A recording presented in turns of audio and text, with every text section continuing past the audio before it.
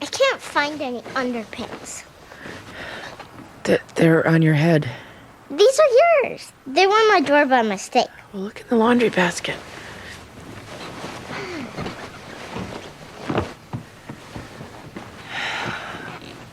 Lawrence said you were awake.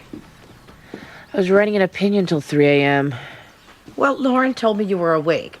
I took a personal day, so yes, naturally I got up early to do yoga and write my autobiography. No need to be sarcastic. I just want to remind you about the Royal Conservancy Garden Tour. Hello. Jillian, good morning. Oh, no, I'm up and dressed, ready to face the day. I find it disquieting to lie in bed and vegetate. I was up very late last night. No one's listening to me. No, Jillian, I can't think of a reason not to have lunch. Perhaps Amy will join us. No, she's been up for hours doing yoga and writing her autobiography. There's somebody at the door. I'll get it. Be nice to the woman. Hi. Hi, Jillian. Good morning. Yeah. Oh, I'd love to have lunch with you today, but I gotta meet Peter about the Royal Conservancy Garden Tour. Yeah. Just put it down, honey. I can bring it. The .com Cafe, Harvard Street, 2 p.m. Yes, I will tell Mom. Thank you, honey. There's a police officer at the door. He's asking specifically for you. Jillian, the police are at the door, so I gotta cut it short. Okay. Yeah. Take a sip, Mom. I put in honey and cinnamon and some chocolate chips. Well, it's delicious, honey. Hello, I'm Amy Gray. What can I do for you? We found some stolen property. Were we robbed? What's that? It's a very dirty bicycle. According to the serial number, it belongs to Amy Gray. This address. It can't be the one that was stolen when you were 11. No, that bike was beautiful. I can take it away if you like. It's horrible. Okay, then. Oh, wait a minute.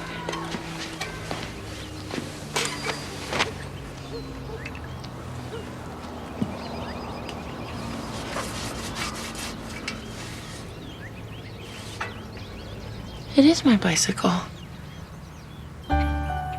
You found my bike!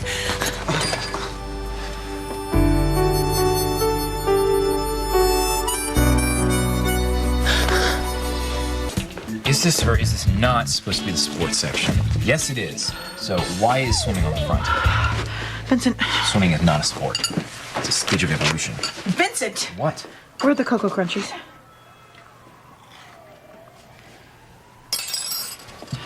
You hate Cocoa Crunchies. Typical man. Eats all the Cocoa Crunchies. Then blames the victim. What?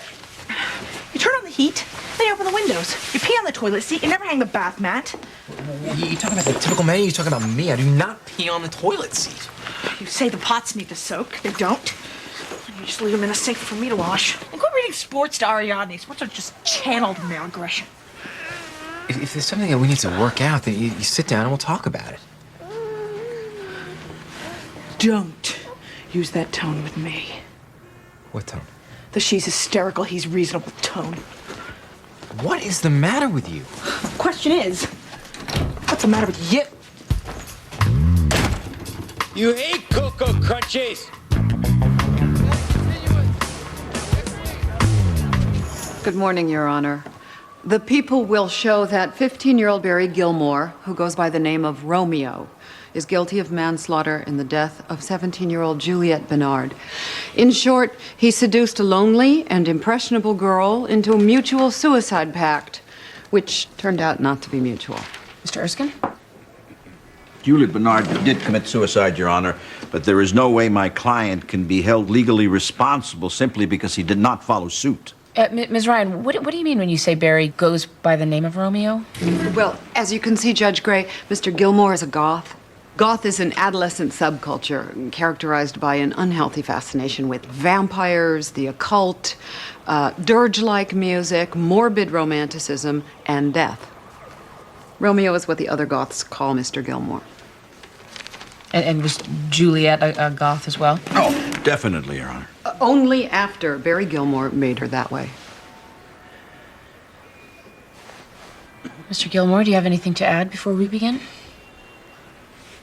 Only that your system's corrupt, and it's meaningless, and you have no real power over me. Please stand when you address the judge. Why? As a mark of respect. Well, why should I respect her? Because I have power over your life. You're an intelligent young man, and that's just a fact that you're going to have to accept. Well, you wouldn't understand anyway. Well, unfortunately for both of us, it's my job to ask questions until I do understand.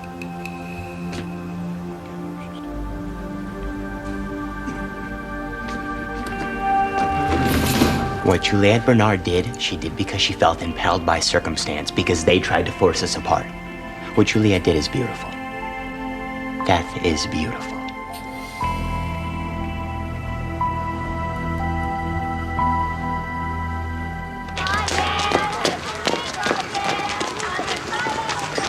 The little fella alone on the bench, that's Prince Sadler, right over there. And your son is a friend of his? I'm really not sure it's necessary to bring in a social worker. As a school teacher, I'm a mandated reporter. I'm required to report even a suspicion. A suspicion of what, Mr. Lillo? This last week, Brent's become really dirty. I mean, really dirty. He smells. And then there's this burn. It's just a small burn, but it was left untreated. Yeah, and he never wants to do play dates with my Jason anymore. Do you think that Brent is being neglected by his parents? Yeah, maybe we're jumping the gun on this one. No, it's good you called. What are you gonna do? Well, first I'll talk with Brent.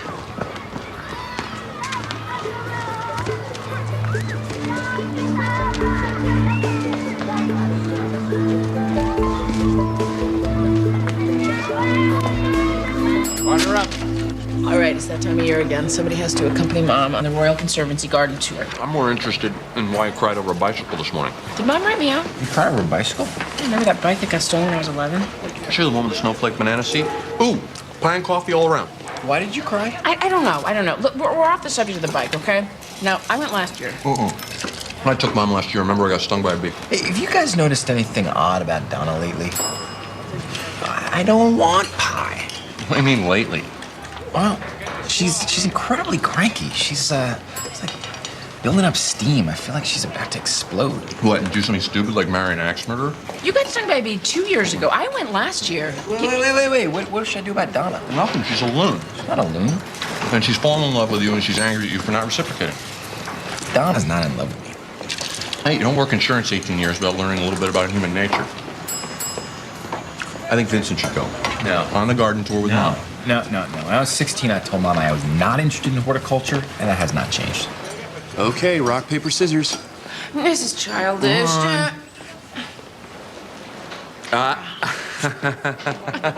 Garden tour. This is incredible pie.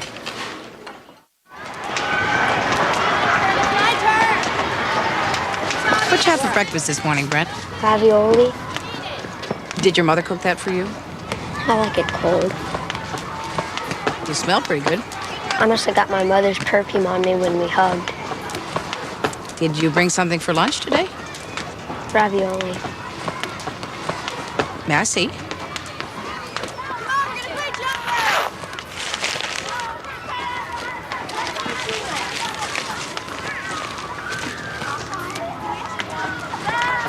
you think maybe I could talk with your mother? She gets very tired, and she hates it when people bother her. If you have a message for her, maybe you can give it to me.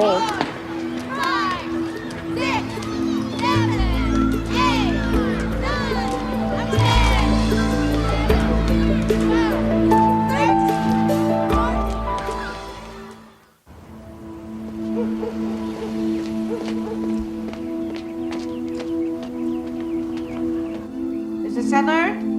Mrs. Sadler? Brent?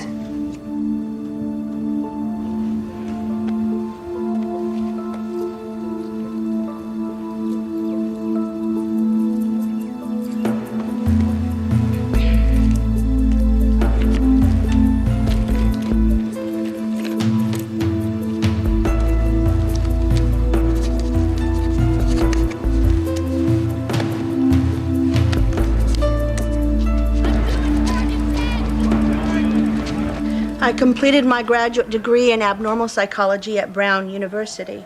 I've testified as an expert witness on the subject of adolescent trauma and mental disease as demonstrated through artwork. Your Honor.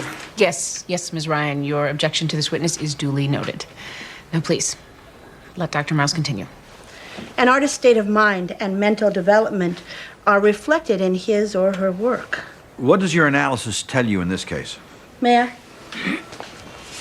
Since Juliet Bernard and Barry Gilmore met in art class and indeed shared the same influences, I was able to examine quite a large range of their work. For example, in this piece, you can see indications of a deteriorating ego and disassociation from reality. Your Honor, I can see no such thing. Dr. Miles, can you please be more specific? Fragmented, tortuous figures, chaotic composition, dark motifs, recurring, swirling images of confusion, anguish, and despair, a lack of focus and organization. In my opinion, this artist displays all the hallmarks of suicidal tendencies. So Barry Gilmore was depressed? Oh, I'm sorry, Judge. This wasn't done by Barry Gilmore. This is Juliet Bernard's work. Doctor, are you able to gauge with any degree of accuracy just how sexually experienced a young artist might be? Well, in my opinion, this artist was sexually sophisticated. And what about Barry Gilmore? Well, conversely, this is the work of an optimistic and energetic artist. Your Honor, there are monsters, and there's darkness all over his painting, too. Yes, the subject matter is undoubtedly immature. But see here, there's a cohesive, heroic figure fighting back the darkness. Well, the artist wants to be nihilistic, but just can't pull it off. This is the work of an impressionable, intelligent, sensitive, sexually naive boy. Your Honor, these Ryan, claims no, are... I agree with her. This is completely bull. You can't tell a thing about me just by looking at some stupid paintings. What? Take them down. Take them down. Art. She's gonna tell me what my art means? Get off me. Get those out of here. Put them down. Your Honor. Why? Just...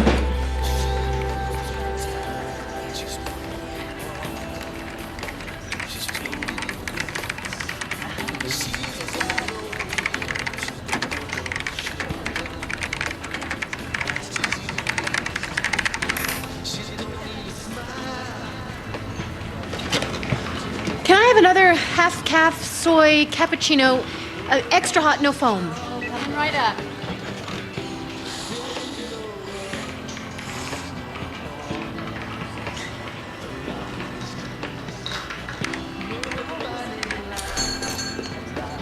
Jillian, I'm late. I hope you ate something without me. Oh, no, just coffee.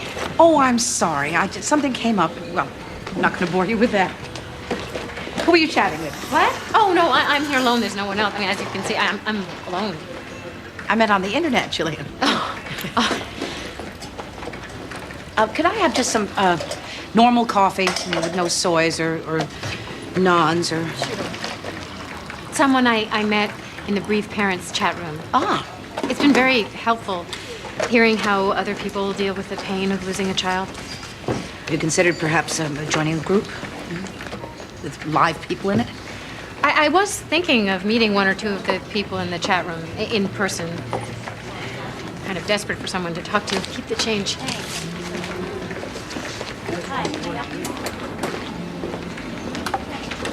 Do you mind if I ask how bad things are between you and Peter? I'm sorry. I'm not sure I can discuss this with you, Maxine. Somehow I feel that by criticizing Peter, I'm criticizing you. Well, I assure you we are completely separate human beings. You raised him, you made him. I know what Peter's like. I know he has trouble with strong emotion, and I know that because he's just like his father.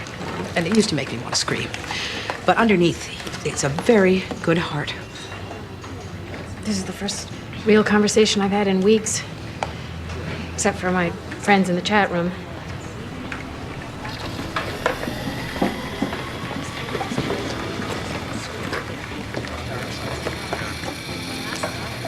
There was a time in my life when Edward was unavailable to me emotionally. And there was no internet, so I turned to someone else. In real life. You had an affair? Not the way you mean. But, yes, I risked my marriage.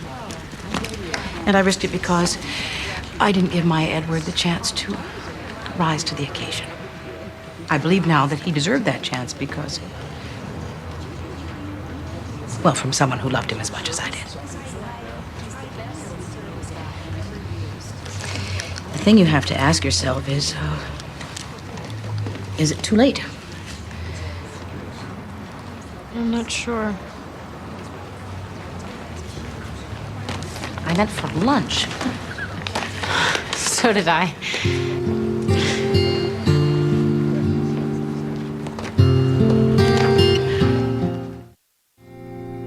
I had these plastic things that went here and here. They were neon colored, green and blue and yellow and orange. And then these ribbons, they were bright red with little gold flecks inside that came fluttering out of those handlebars there. You must have clashed. Yeah, well, you know, we didn't care much about clashing in the 70s. I rode this bike everywhere. I had thighs of steel from doubling your Uncle Vincent on the banana seat over there. Was that safe? No, it wasn't. I loved this bike. And then one day, Mom sent me to get a packet of cigarettes for her, and I came out of the store, and it was gone. Grandma shouldn't have sent you to buy cigarettes. Well, times have changed, honey. Anyway, I thought that when I was done cleaning it, I'd give it to you. It's got a big scratch on it. No, this is where my daddy inscribed it for me. When I'm done cleaning it, I'm gonna give it to you. Then I hope you never finish cleaning it up.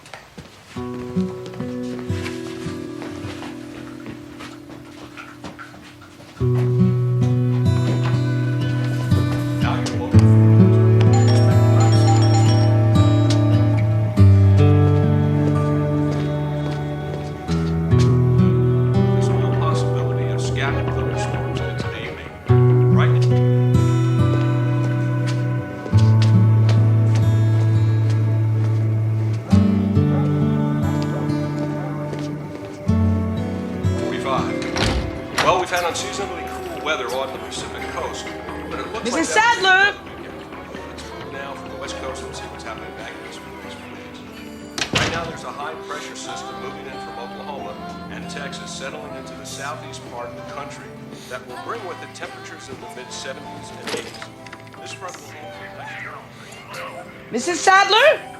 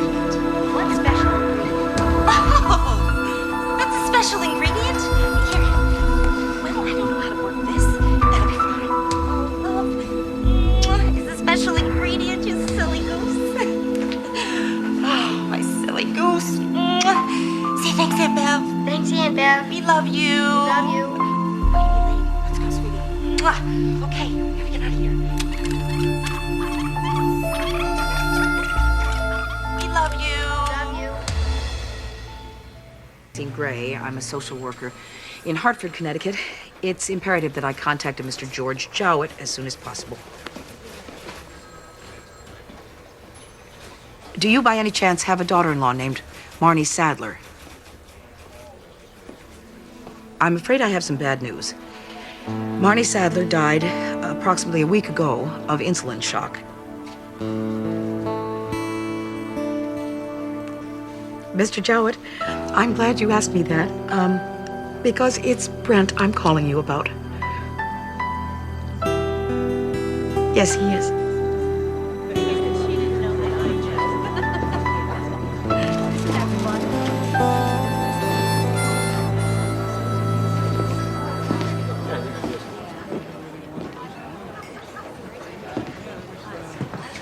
Shrinking Violet?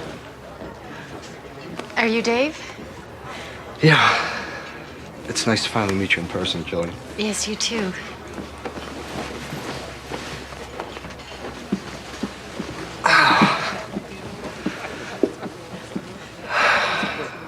Oh, that must be Ned. Yes. How cute. Do you have a picture? Oh, yes. This is Kelly.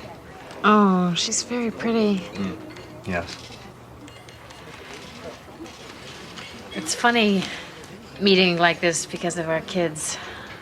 Like they were playing at a playground and we sat on a bench and started talking about teachers and swimming lessons. I wish those were the circumstances, Jillian. Yes, I do too. Here you go, folks. Enjoy.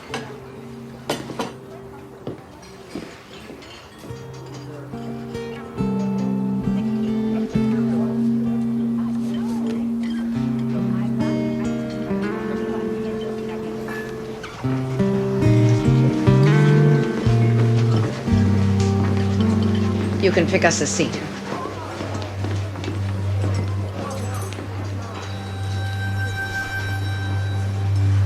I got 2 good ones over there.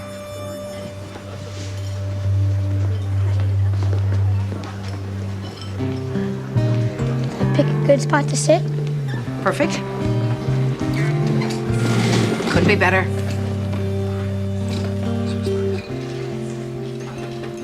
I want this one. Then that's the one we'll get. Miss? Yes, ma'am.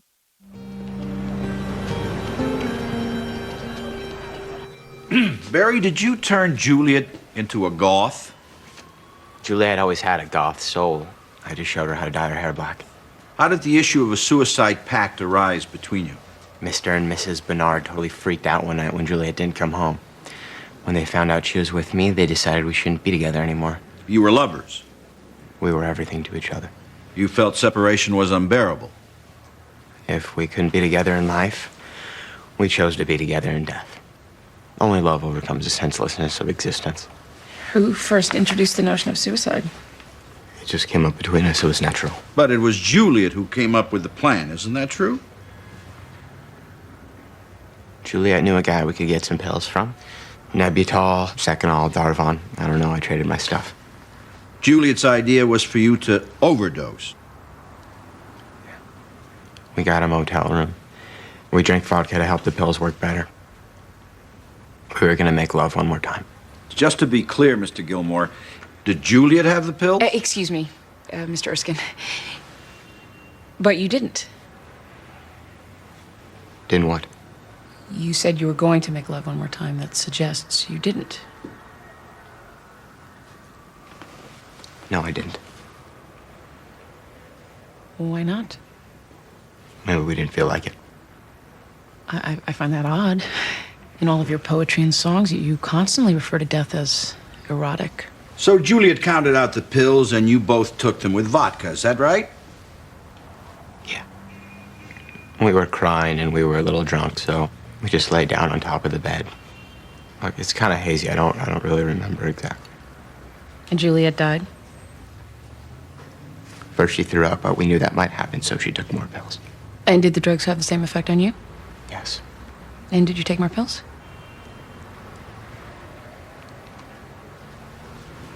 You have to answer out loud. No, I didn't. Why not?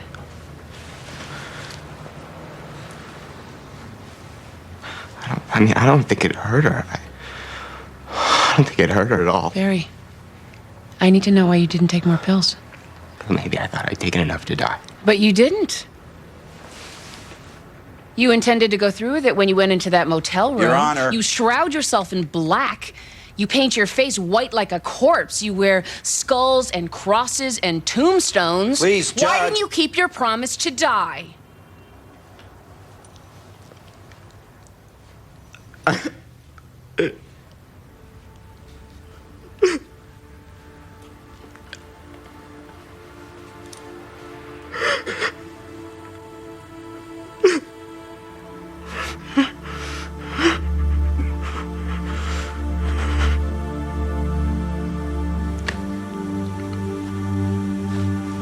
Because I was afraid.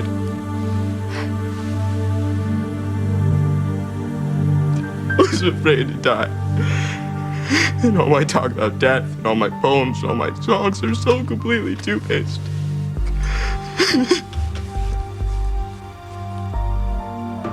I'm a hypocrite just like everyone else.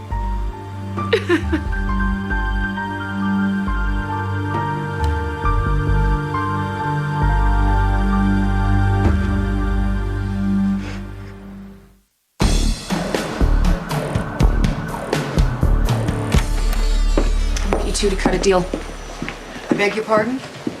Barry Gilmore can plead to any number of more minor charges. Attempted suicide, possession of narcotics, underage drinking, hell, throwing truancy, I don't care. He pleads to any one of those, I find him guilty, and put that kid into counseling before the end of the day. Well, obviously, I'd prefer you find him guilty of manslaughter in order counseling.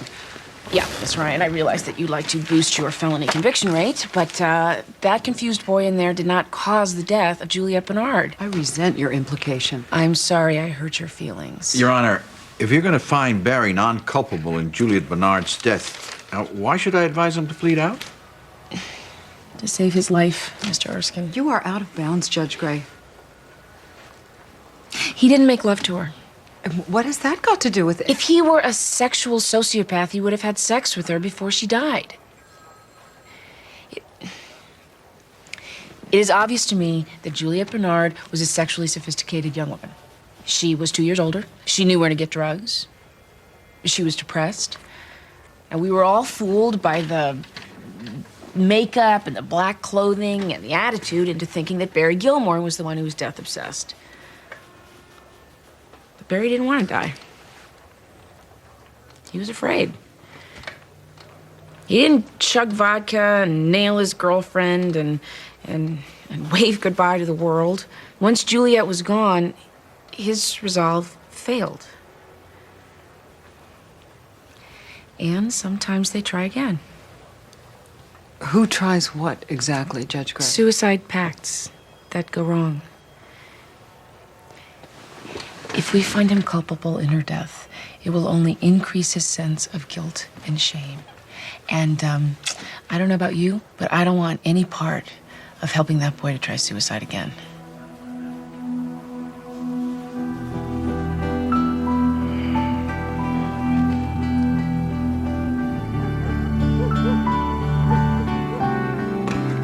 Has it occurred to you there's a twisted psychology at work here? Yes, it has. What do you think it means that you're down here at 7 o'clock on a weeknight refurbishing a long-lost childhood toy? What do you think it means that it's a weeknight and you're afraid to go home? Donna's usually asleep by midnight. You know, Vincent, if she were in love with you, it would explain why she seems to hate you all of a sudden. Nope. Sorry, it's classic transference. Donna's mad at Oscar, she's taking it out on me. Remedial Psych 101. Vincent, did you feel close to Dad?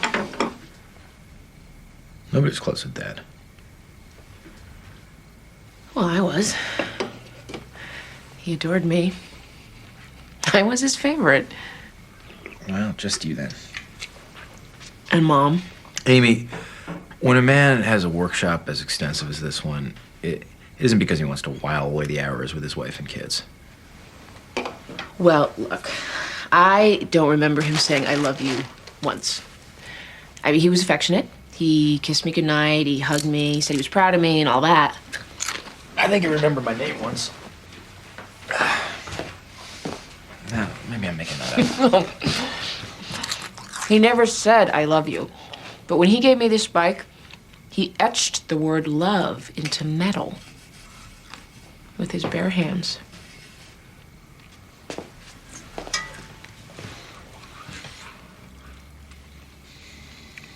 It must make you feel pretty good then. Him doing something so out of character.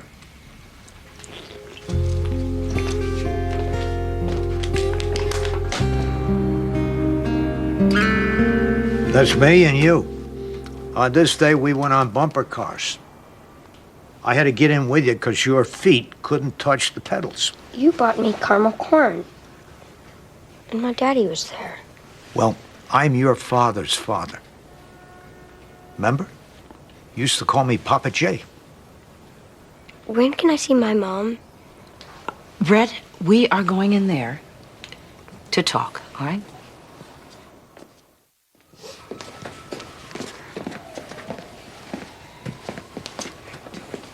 Hasn't anyone told the boy his mother is dead?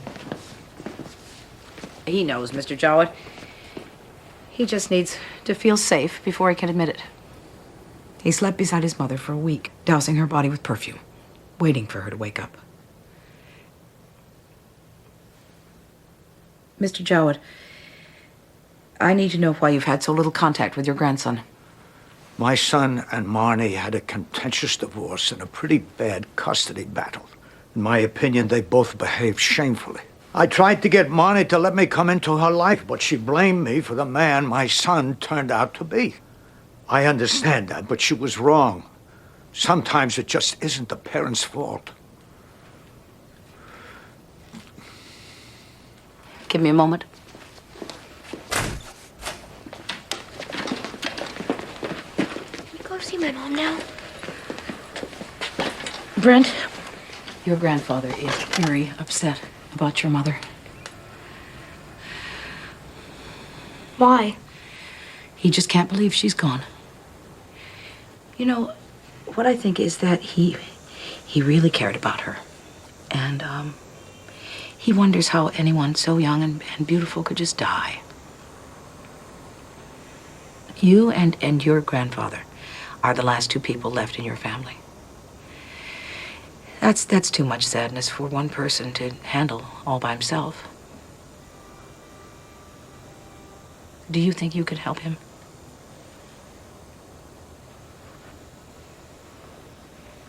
I'm just a kid. You're all he has, and he is all you have.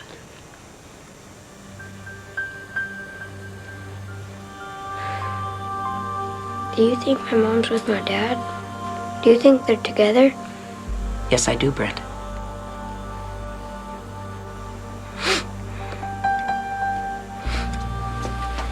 Michael is Papa J.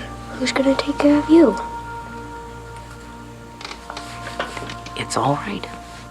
I won't be alone.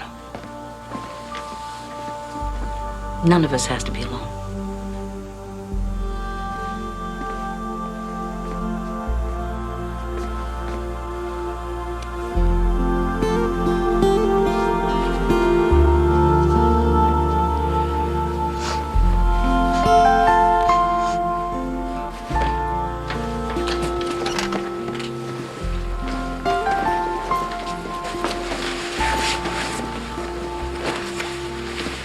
My daddy can skip a rock 10 times. Well, I don't like to brag, but I'm the one who taught him that. You did? Yes, sir.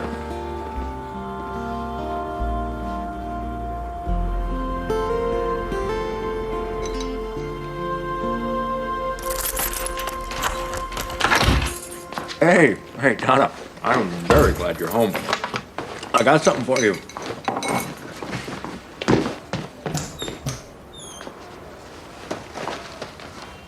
So? I hate Cocoa Crunchies. Do you really think I can't take you down? Here's what I think is happening. I think that you're upset because you want out of your marriage. You're misdirecting your anger onto me. Ow! Ow! Ow! Ow! Then don't be psychological at me. Okay, the only other explanation is that you're in love with me. And if you're in love with me, then obviously we gotta talk. Now, in case you haven't noticed, my tastes run to a beefier, more manly kind of fella. Oscar makes 3 of you. Oh my God, you haven't fallen in love with me, have you? What? No. No. What? No, you're the one who's treating me like crap.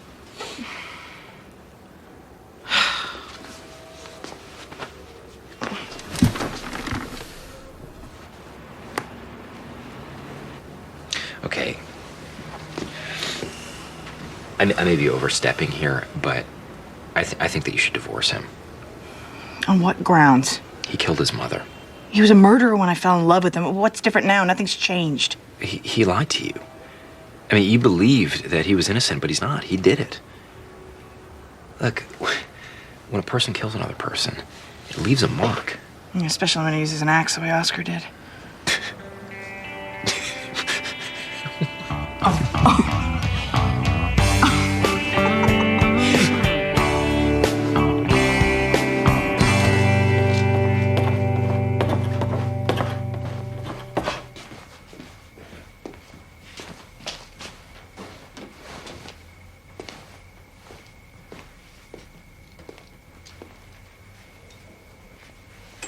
I know it was you.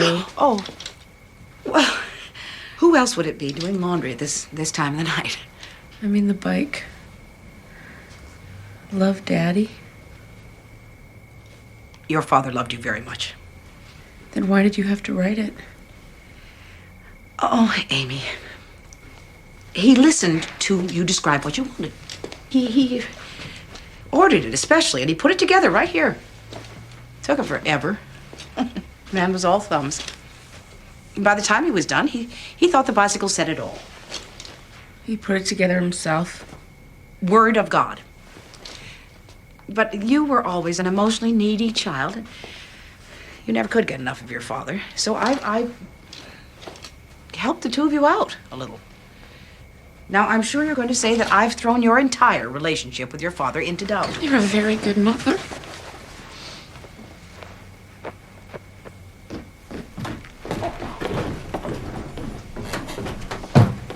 Hey, it's gonna be a divorce in the family. Well, surely that's a little premature. We can't just give up. Whoa. Wait, I'm talking about Donna and Oscar. Who are you talking about? Donna and Oscar, of course.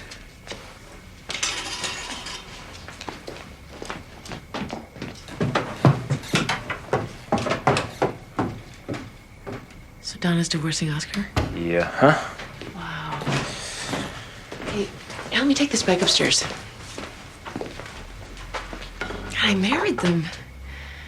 They were my first couple. Listen, Donna doesn't really have enough money for a lawyer, so I'm gonna make you a deal. You help Donna find some pro bono legal advice, and I'll take Mom on that Conservancy Garden Royal torture thing. That's all right. I'll do both. Why? I'd like to spend the day alone with Mom. Why? Hey, let's both go riding on my bike. No, you're on your own. Yeah, come on. I'll tell you. Like TNT's prime time in the daytime. There's nothing but drama when the detectives investigate a homicide. Solve the case with Law and Order.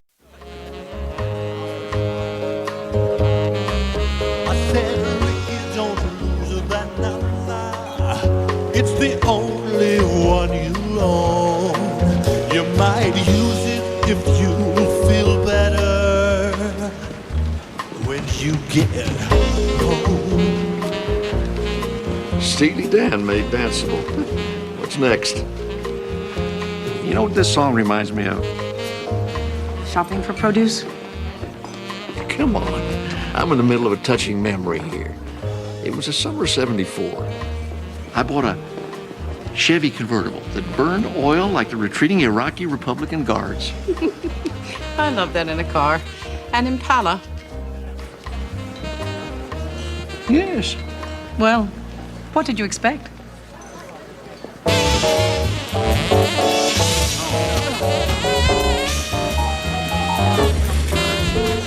You like me.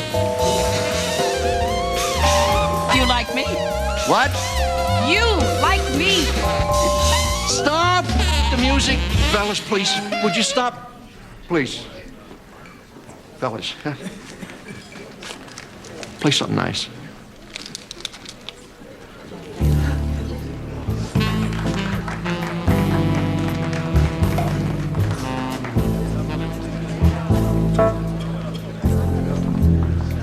Are you free for lunch tomorrow? I'm not free, but I am definitely in your price range. My son Charles is going to be in town. Please excuse my ill-timed gold digger joke. I thought we could all have lunch. Exactly which of the three of us would consider that a good time? Maxine, I think that Charles hasn't apologized to you yet because he wants a chance to do it in person. How long will he be in town? Well, he's opening a new office for us here in Hartford. We're trying to consolidate. So he'll be here for a while. I think the phrase is the foreseeable future. Well, it'll be so nice for you and Charles to have the chance to work closely here in Hartford for the foreseeable future. Now Taylor's decided that she wants to be in Sarah Jane's group, so I don't have anyone to be in mine. Why don't you be in Sarah Jane's group, too? Because Susan Oglesby is in that group and she hates me. I thought you were doing Genie in a Bottle with Kelly and Rita? They won't let me. Susan Oglesby told them not to. Well, obviously, we need to have Susan Oglesby killed. Life stinks. Life does not stink, Lauren. Frankly, it's this so-called talent show that stinks. I love the talent show. Lauren, a talent show is when kids get up and exhibit talent. What your show has is a bunch of little cliques that get together and lip-sync Britney Spears songs. But everybody's gonna be in it. Well, fine, so be in it. But why don't you really do something? Look at a musical. Pick out a nice song and do a real number. What's a musical? Oh, like Oklahoma? Or The Wedding Singer? What about The Sound of Music? You could do Do Re Mi or The Cuckoo Song. All by myself? Sure. Why not? We can watch it together this afternoon and pick out a song for you to sing. Oh, and I can help you with your choreography, and we could figure out a costume. Okay. You're welcome, honey. This is gonna be so much fun. Mommy's always here to help. According to Gunther, the victim died of a heart attack. It was after the victim's death that Gunther dismembered and disposed of the body. I should dial 911, but there's that new chainsaw in the basement. Vincent? I can't believe this. Right outside the cafe in the middle of broad daylight. What? I have an idea for a novel. Good. Out of nowhere, like it dropped out of the sky. Well, that's great. Let's go. Where? Well, I need a legal pad. Vincent, we haven't paid. You can't just stiff the waitress because you thought of a novel.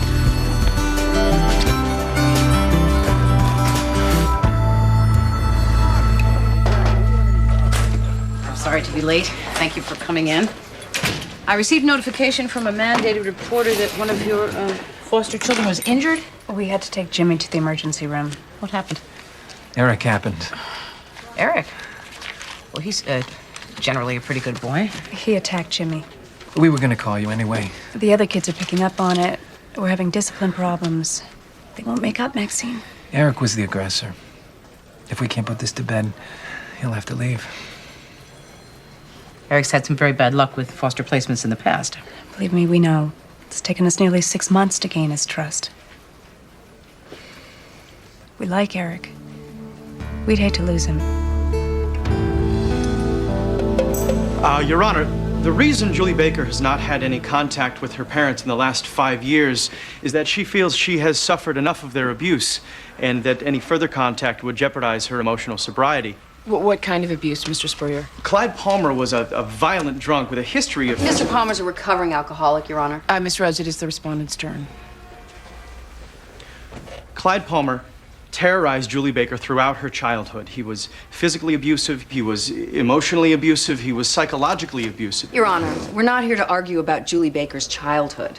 The issue before the court is the Palmers' right to have a relationship with their grandchild. In Troxel versus Grenville, Your Honor, the Supreme Court states that parents have the fundamental right. Right, I've read that decision, Mr. Spurrier, and I'm sure you were also about to mention the 1996 Castagno case, which is the actual controlling case law in the state. Exactly. So, Ms. Rhodes, in light of those previous rulings, what are we doing here today? Sadly, Mr. Palmer has recently been diagnosed with stage 4 non-Hodgkin's lymphoma, and his prognosis is bleak. All he wants is a chance to get to know his granddaughter while he still has time. Petitioners have filed on behalf of both the grandparents, Your Honor, not just the terminally ill one. Therefore, they are seeking ongoing visitation rights. And besides, death is not guaranteed to anyone. You must know something I don't, Mr. Spurrier. I mean predictable death, Your Honor. Ah. Mr. Palmer could go to Lourdes next week and be cured, and then this case is no different than Troxel versus Granville, which would render this way moot. Well, despite its potential way mootness, I think the Palmers have a right to put on evidence that not visiting her terminally ill grandfather would seriously harm the child. So, despite those previous rulings, I am going to set this matter for hearing. Your Honor, if I could bring your attention to this Counsel, why don't you approach the bench?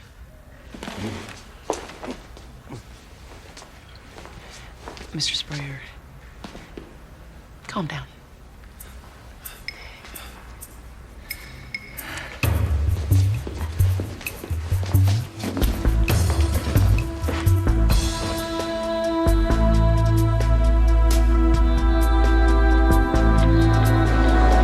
This is all right. I thought it would take less time away from our house, honey.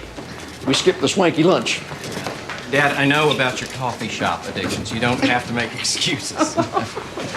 Well, you're in for a real treat tomorrow night. We're dining at Maxine's house with her entire clan. Oh, that sounds delightful. I'm looking forward to meeting them. Yeah, and I've got some condos lined up for you to look at this afternoon. Dad, would you calm down on the condos? I haven't even said maybe yet. Oh, really? I was under the impression that this was definite. And I wonder how you got under that impression. Hello. Oh, what? Excuse me. Yeah, Gene, yeah, okay. Yeah, put him through. Yeah, Roy. You know, Maxine, we haven't had a chance to talk yet. Well, I So know. I haven't had a chance to tell you that I really resent what you did. What I did? Our conversation was meant to be between you and me. Now, if you really care about my father as you claim, why would you want to hurt him by disclosing it? No, to the office. Charles, if you don't want me to hurt your father by telling him about the slimy, underhanded things you do behind his back, maybe the best approach would be to stop doing them. Here you go. So, can you describe the kinds of things that took place in your home on a regular basis in terms of your father's behavior?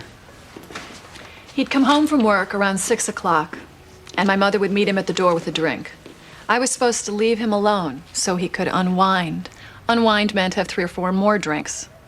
And a good night, he would just pass out on the sofa in front of the TV after dinner. What if it wasn't a good night? Yelling, screaming, cursing, throwing things. I would go and hide in my room. But often my mother would... I think she would tell him stories about how I'd misbehaved to get his anger off of her. And then he would come in my room and beat me. With his hand or... His belt. A switch from a tree, the fly swatter, a hairbrush, whatever was around. Objection. Your Honor, Clyde Palmer could have been the Marquis de Sade 25 years ago. How is that relevant to current circumstances? Your Honor, the through line is vital here. Well, given the fragile state of Mr. Palmer's health, you're not going to have any luck convincing me that he's going to be chasing his granddaughter around the room, trying to beat her with various objects. Well, no, of course, but... And according to Miss Rhodes, a much more recent and therefore pertinent part of the through line is Mr. Palmer's recovery from alcoholism, which I assume has had some effect on his alcoholic behavior. Your Honor, recovery is just a word they're throwing around. Are you telling me that you're afraid your daughter will be physically abused by your father? Physically? No. I tried letting Claire spend some time with them about a year ago. And she came home in tears. She didn't know why. But I did. I grew up in that house. It's the way they talk to each other. It's who they are. The atmosphere in their house is poisonous. I barely survived it, and I don't want my daughter to be around it any more than I'd want her to play in a toxic dump.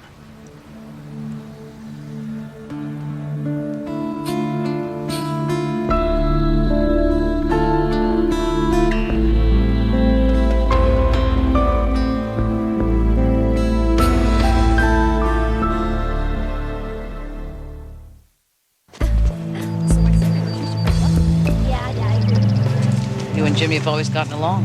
What changed? 14 stitches. That's you really hurting.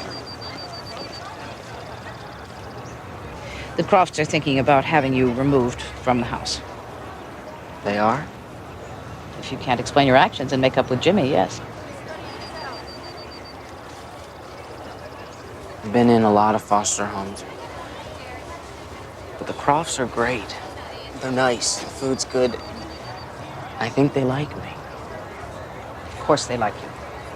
But they have to think about the welfare of the entire house.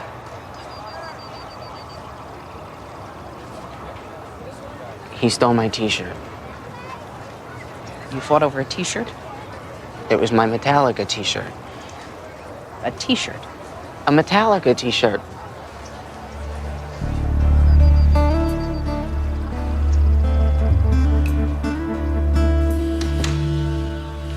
Finally got Ariana to sleep. Vincent! Could you grump a little quieter, please? Sorry. What are you working on? The exclusive Baldwin Academy's controversial relocation to the top of Carter Drive. Fate of the free world rests on my choice of a lead. Hey! There's a reason those are crumpled. I'm in a mood.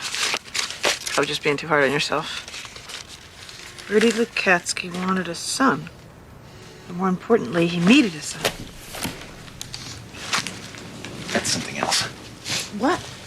Perfect first line to a novel, I'll never write. Vincent, if you have an idea for a novel, you have to write it. You have an obligation. 2. God, the universe, countless book clubs worldwide, yourself. How long would it take you to write it? I don't know. A year, at least.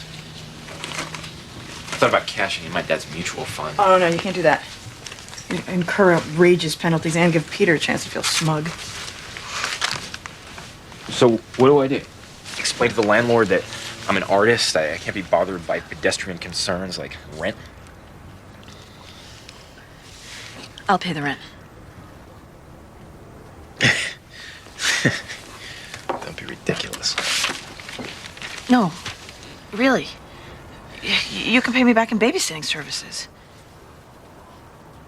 No, I don't. Oh, Vincent, this is perfect. Don't wreck it with stupid macho pride. Are you a man or an artist? I was kind of going for both. Just do this, Vincent. Do it for the three of us.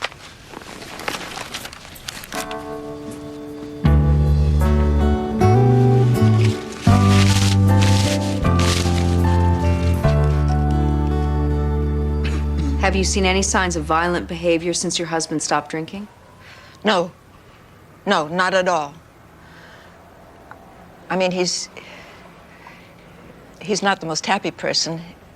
He's not a happy-go-lucky person. That's not his nature. And I have a problem with nerves. I always have. To tell you the truth, Julie's never been a picnic either. She's always had a very negative disposition. She's self-centered, always finding fault. I haven't had a good life. By the time Clyde straightened himself out, Julie wasn't talking to us anymore. Well, I had a little bit of hope when Claire was born, and she brought her over to visit a few times. But then Julie took her away. The doctors told us that Clyde only had about 3 months to live. Now, what would it hurt if we spent some of that time with our granddaughter? Just a few months of happiness out of an entire lifetime. Is that so much to ask?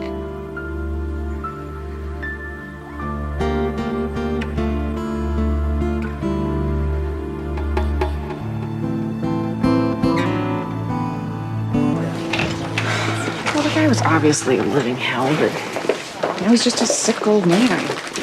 Does that make him a better person? Excuse me, Mr. Onward Christian Soldiers. Aren't you supposed to believe in forgiveness? I do. I just don't believe in cheap grace. What? You've never read Dietrich Bonhoeffer?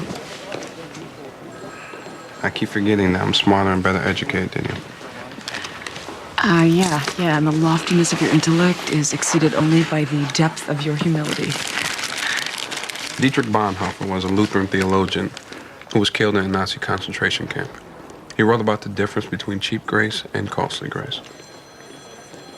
And the difference is?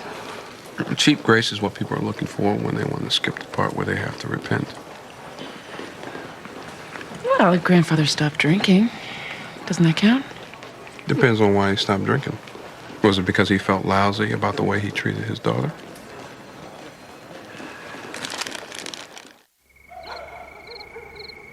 Well, you Grays certainly have all the bases covered. The ladies are public servants, and Vincent's an artist, and Peter's a financial whiz. Oh, I'm hardly that. I'm just an insurance salesman. Don't put yourself down, Peter. He runs his own business. It's a highly underrated profession, if you ask me. Insurance salesmen are like dentists. Everybody hates them until they need one. You restore people's lives. I mean, actually, you all really do the same thing. You bring order to the chaos. Not me. I just, I feed off the chaos. What's chaos? It's your room after the brownies were here. So Maxine says you're going to move here. Yeah, possibly. Probably. Yeah, my father is trying to make me an offer that I can't refuse. Are you married? Well, no, but I've just never been able to find anybody who'd put up with me. Well, you almost got married once. Yes, well, she wised up at the last minute. Then maybe you could date my mom. Lauren, I have a lot of single friends. Well, you folks are sure making the thought of moving here attractive. And Maxine, if this is any evidence of how you cook all the time, no wonder you can't get anybody to leave home. Thank you, Charles. This is nothing. You should see her dance.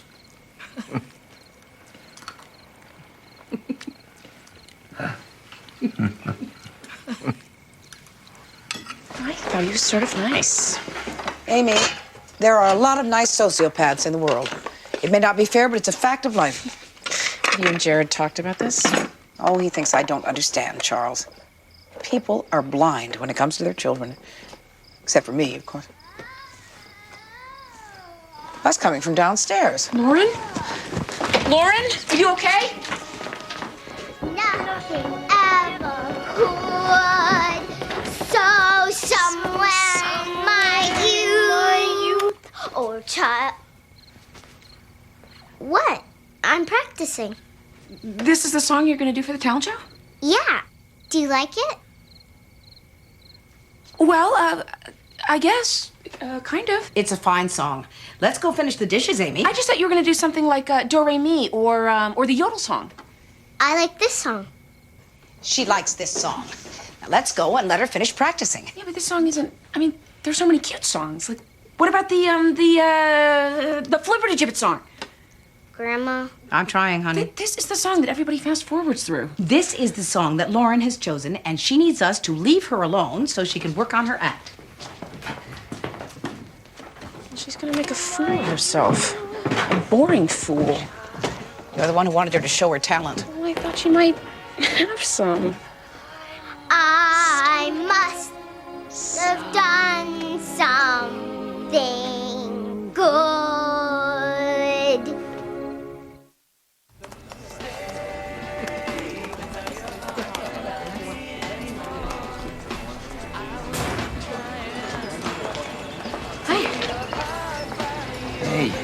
sweetie. Where's the food? What? You were supposed to order. Oops. I only have half an hour. You working on your novel? Yeah. How's it going? Great. Trying to get a lot done before your staff meeting? I don't have a staff meeting. I quit. You quit? Yeah, I'm a real writer again. I mean, I was always a real writer, but I was a hopelessly blocked real writer, just killing time as a reporter. I thought you were making a living. That was secondary. So, how are you going to do that now? Babysitting. Donna and I worked out a deal. She's going to pay the rent in exchange for my taking care of Ariadne. It's a perfect arrangement for both of us. So, Donna's going to be supporting you and you're going to be raising Ariadne? I know it's a little unconventional. No, it's actually a very conventional family. So I'm the mistress? Yep. You're the mistress. Okay, great. Just checking. Can I be the mistress now? After this paragraph.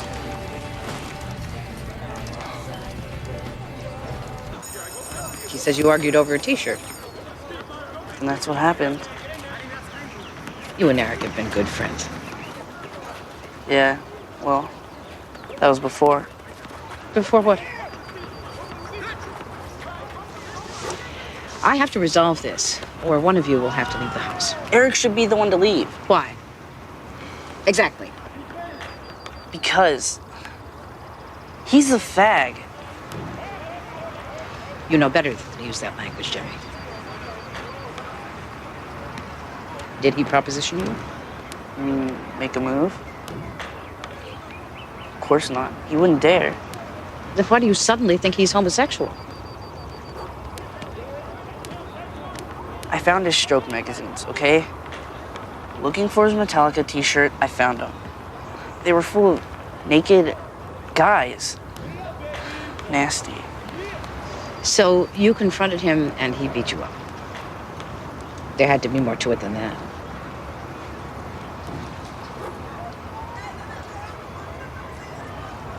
You threatened to tell the Crofts, didn't you? Jimmy. All I wanted was that stupid shirt. He never wears it anyhow.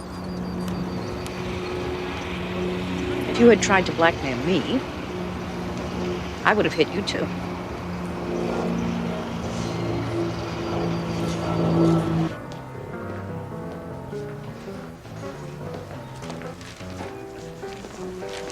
Hey. Hey, What are you doing? picking out hair. Hair? Yeah, I want to change. Thinking Meg Ryan, you've got mail. That I'm too cool to even brush my hair look. I like your hair the way it is. Maybe Winona Ryder. She always looks so sophisticated and independent. Do I get a vote on this?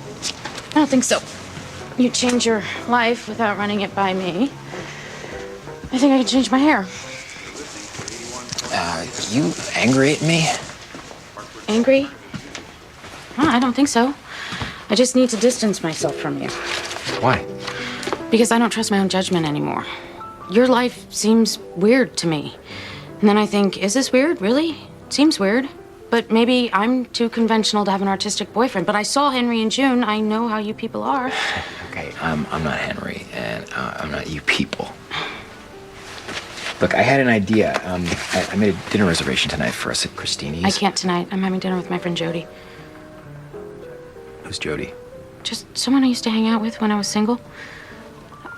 I've lost too much of what my life used to be. I'm so wrapped up in your life, and your life is so possibly weird. I really think you're overreacting. Maybe. I don't know. I just need to figure it out for myself. I have to get back to work.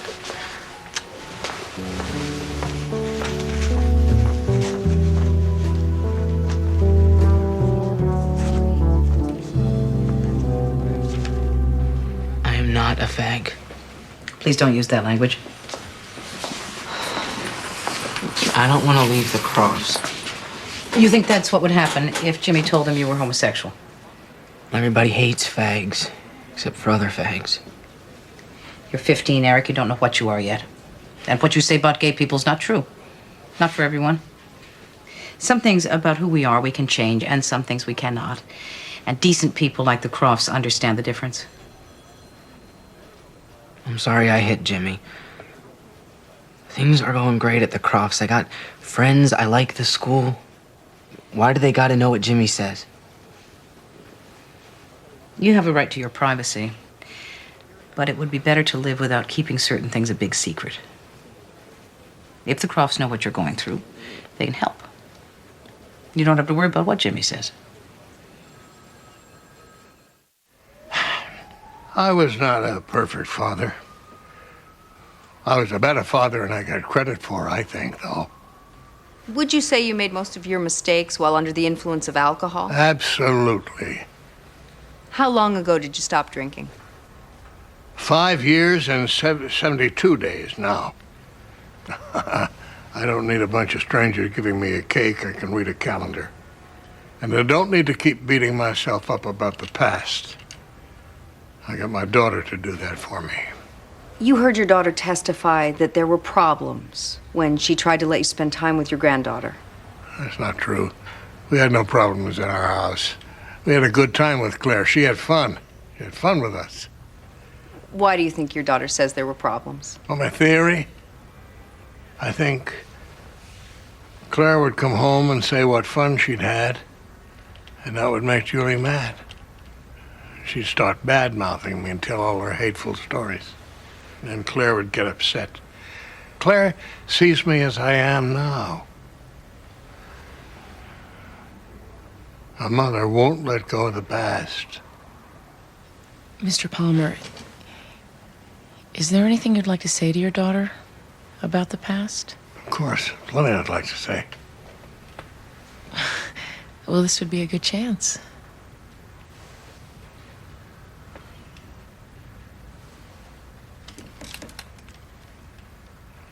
You ever think what my life was like all those years?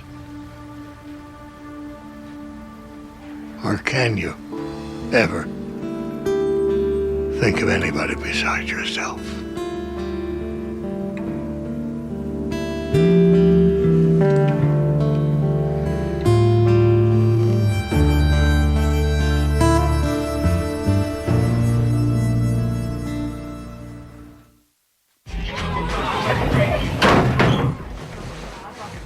Eric is, homosexual? I'm not sure he knows what he is. But certainly he's struggling with impulses in himself he dislikes. Gay impulses.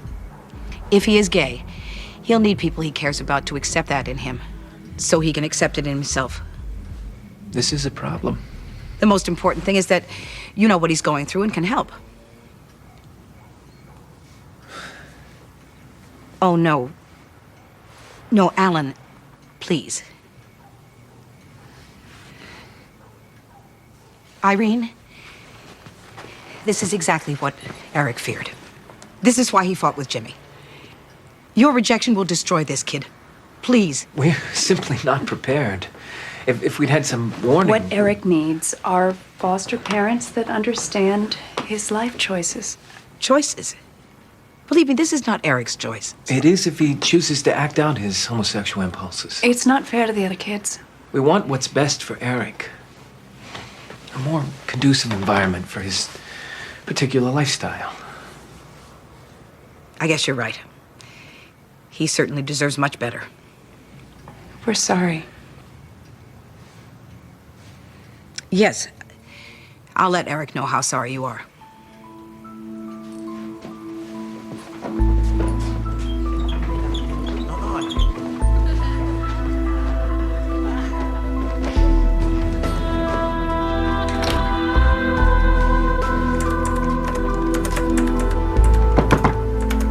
It's open.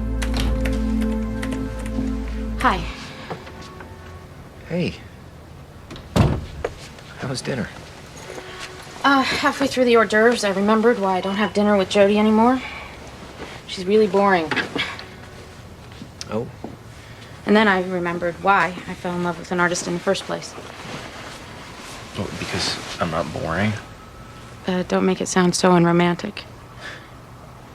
And then I drove around for a while and I thought about us. And I realized that a lot of our problems are really... A lot of it is really my problem. Really? What problem is that? Your whole family thing? I mean, whether it's weird or enmeshed or a paragon of family mental health, I'm jealous of it. I mean, you met my parents. I wish I liked them enough to be too close to them, but they make me wish I'd been raised by wolves. And the Donna thing, I blew a gasket about her supporting you because... And this is not noble, okay? I'm not proud to admit this, but I realized I was angry because I have never had anyone to support me. My parents, they didn't even help put me through college because they didn't approve of my impractical major. And yet I've given money to all my more practical siblings because they're drowning in debt, and yet they're still considered the successes. I am so tired of being strong. Carol, I love your strength. I know you do. Everybody does. Everybody loves strong people because they never ask for anything. But that doesn't mean that they don't need anything. What do you need right now? I need to be a mess. Go for it.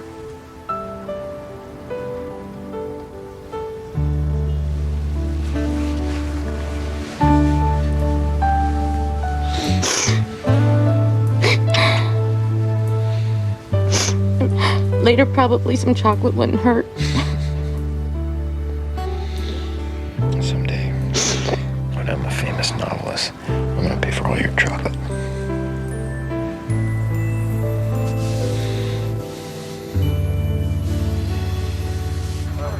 Because battered women hiding from their husbands don't need publicity. Fred, I'm going to call you back. I was in the neighborhood. Really? Well, I was after the taxi dropped me off. Before that, I was driving out to the airport. Charles. He's gone? Yeah, he made his decision. He doesn't want the job. He likes living in South Carolina, and he likes his law firm. Are those the only reasons? Who knows? Jared?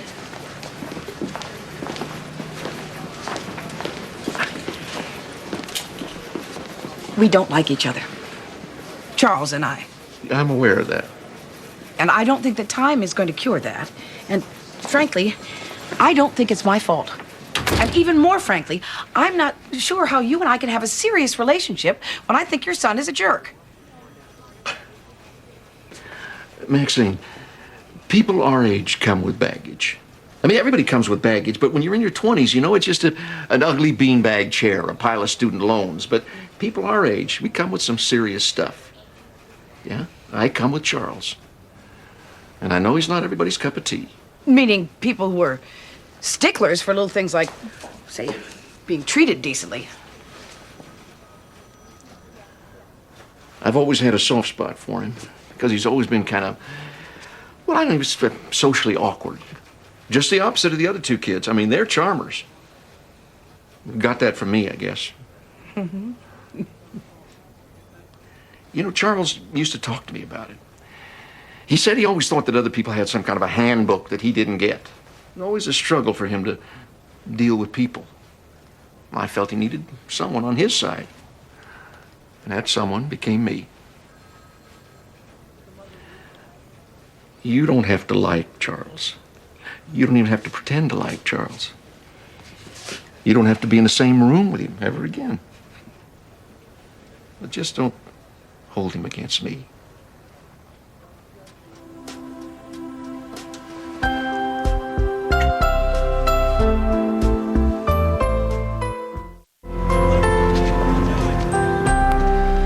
Frankly, this has been a very depressing case. The petitioners have not succeeded in convincing me that the child would suffer harm if kept from her grandfather in the remaining months of his life. In fact, from what I've observed, I think the child is much more likely to suffer harm if thrown into this mess.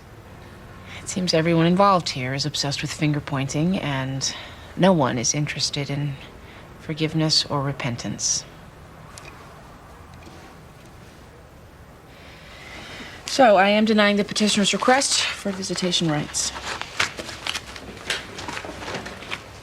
Next case. Thank you, Your Honor.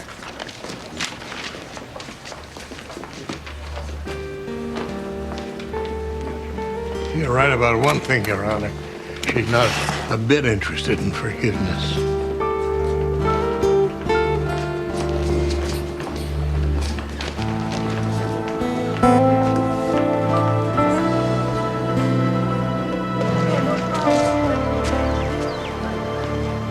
That's my stuff.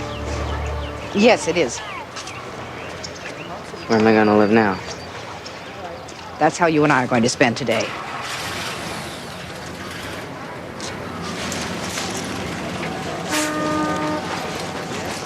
I'm changing schools. See ya.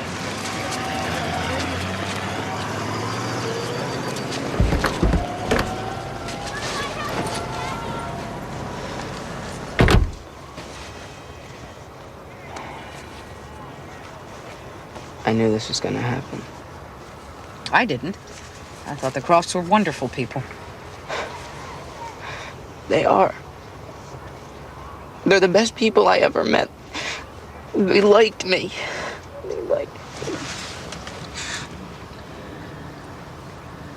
Eric, you are one of the stories I tell people when they ask why I do this job.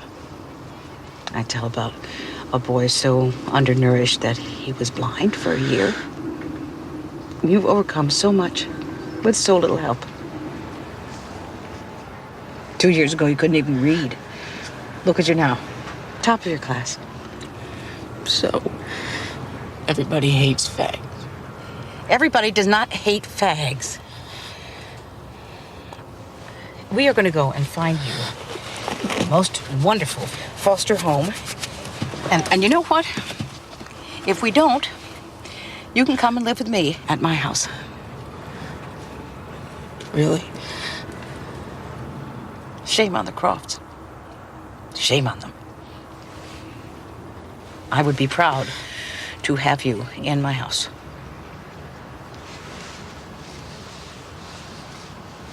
On one condition. What?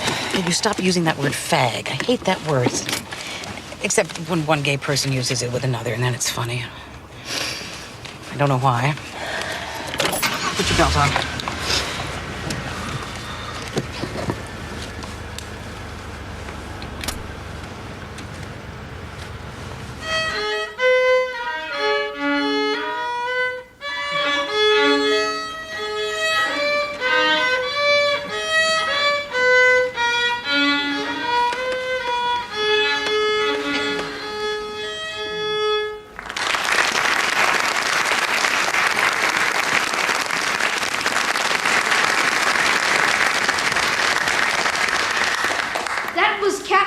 Performing her original composition entitled Peace. Next is Lauren Cassidy singing Something Good.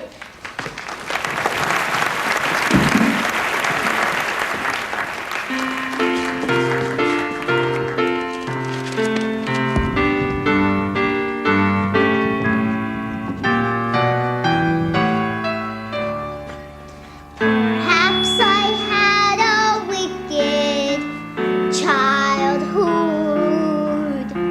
Perhaps I had a miserable youth. But somewhere in my wicked, miserable past, there must have been a moment of truth. For he was standing there loving me. This is all Katie's fault. If I had coached Lauren, she would have been singing the YOLO song. Amy, And she's... does Katie even show her face? Amy, she's fine. No, it's my fault. I should have let her lip sync. I mean, it's really the school's fault. This whole thing is stupid. Excuse me. I'm sure this little girl worked very hard on her act. And this? Her mother could be sitting anywhere around here. I am her mother. Oh. I've never seen either one of them before.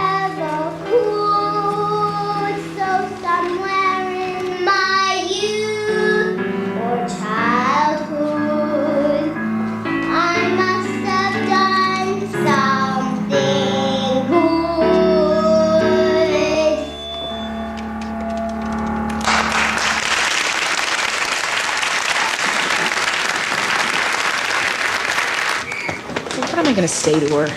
I'm going to say, darling, you were wonderful. But she wasn't wonderful. You're allowed to lie to children about things like this, Amy. It's in the Bible.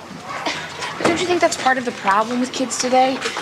You know, it's politically correct to tell them that everything they do is brilliant, even when it's not. We validate them when they don't deserve validation, and then it doesn't mean anything when they do. Don't you think it makes them grow up with all sorts of entitlement issues? No, I don't. Well, at least I can always count on you to tell me the truth. Amy, do you remember in the 9th grade when you wore those flesh-colored leotards and danced to Lady Godiva in the middle school talent show? Yes. No matter what I said at the time, you weren't wonderful. Okay, I will think of something diplomatic to say, but I am not gonna lie. Mommy, Grandma! Hey! Hey, sweetie. How was I?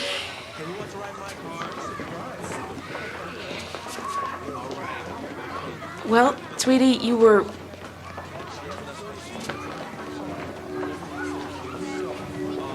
brilliant. Really? Absolutely. You were the best thing in the show. Why don't we get ice cream to celebrate? Okay, I'll go get my stuff.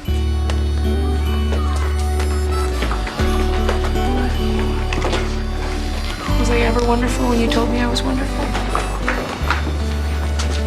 Once or twice. Once or twice? When? Just now. Okay, that was one. When is the second one?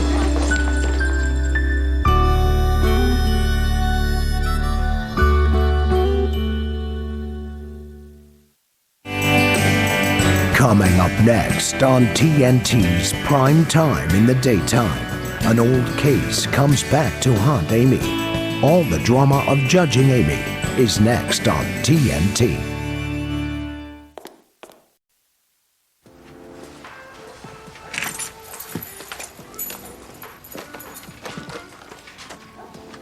Why? I have to get home to Lauren. I want to be there for her when she gets up. What time does she get up? 6:45. I have an alarm clock. We'll set it for 6 o'clock. You'll be out of here by 6:15. She'll never know the difference. Come on, you're tired. And it's cold out there. Let me keep you warm. It's not that cold. Oh, it's cold enough. Rob, I can't. Why? What are you, a vampire? Something will happen if the sunrise catches you in my bed? Yeah, something might. You never know. Let's find out. I don't want to overstay my welcome. You couldn't if you tried. This is casual. Remember? I remember. Well, it is kind of chilly out there. Much too chilly. The practical thing would be to stay. Way practical. Nothing very significant in that. Not a drop. As long as it's casual.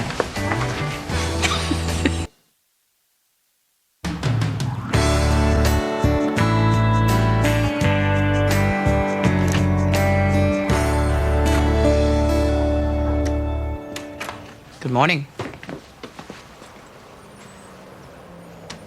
Is Lauren up yet? Not yet. Well, good. Good. I have to go upstairs and change.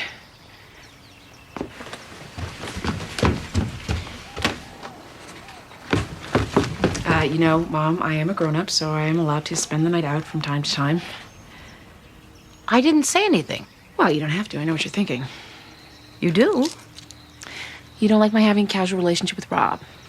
You disapprove. It's not the kind of thing your generation did. Yeah, I understand all that, but times have changed. No. No? No, that's not what I was thinking. Oh. Amy, is there some reason that you need me to approve of this relationship? See, I knew you were thinking about this. Is there? Of course not. Then why defend what hasn't been attacked? I have to change. My generation did this sort of thing on the weekend. See, I knew you'd have a problem with this.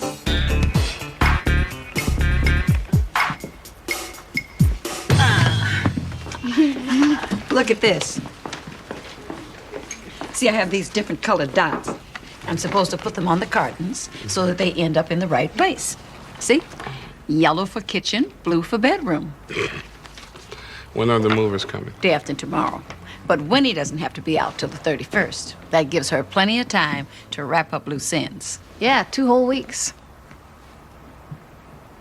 Oh, and she found this really cute little place right down the street. Comes with a roommate and a cat.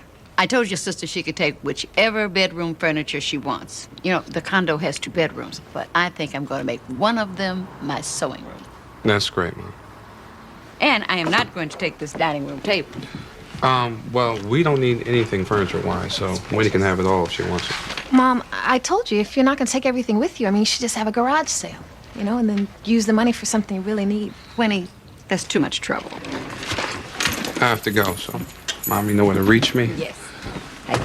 After school, we're just gonna lounge around and watch cartoons. You'll be watching alone. Rebecca has to finish reading Runaway Ralph. She has a book report due tomorrow. Bye, baby. Bye, Mom. Winnie?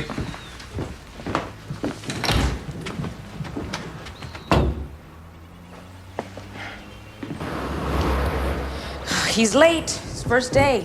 He's late. You talked to him on the phone. Maxine, how committed did he sound? Committed. Probably just hit some bad traffic. Well, let's get started without him because I have to get back to DCF. Why don't we start with case reports? All right, I told people what we were looking for, and these cases were referred to me from East Hartford PD. Okay, we have a child-on-child sex abuse with a 10-year-old and a 6-year-old, a 7-year-old who alleges his stepfather sexually abused him, a preschooler who's been fondled by her music teacher, a molesting grandfather. Wait a minute. Is that Roseland Preschool? No, Green Day. Someone named Phil Nevins. Oh, God. You know him? I am familiar with his work.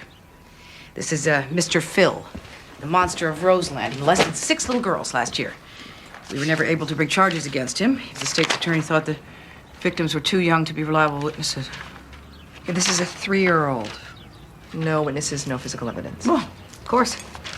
I can't believe this. Why is this guy worse than the others?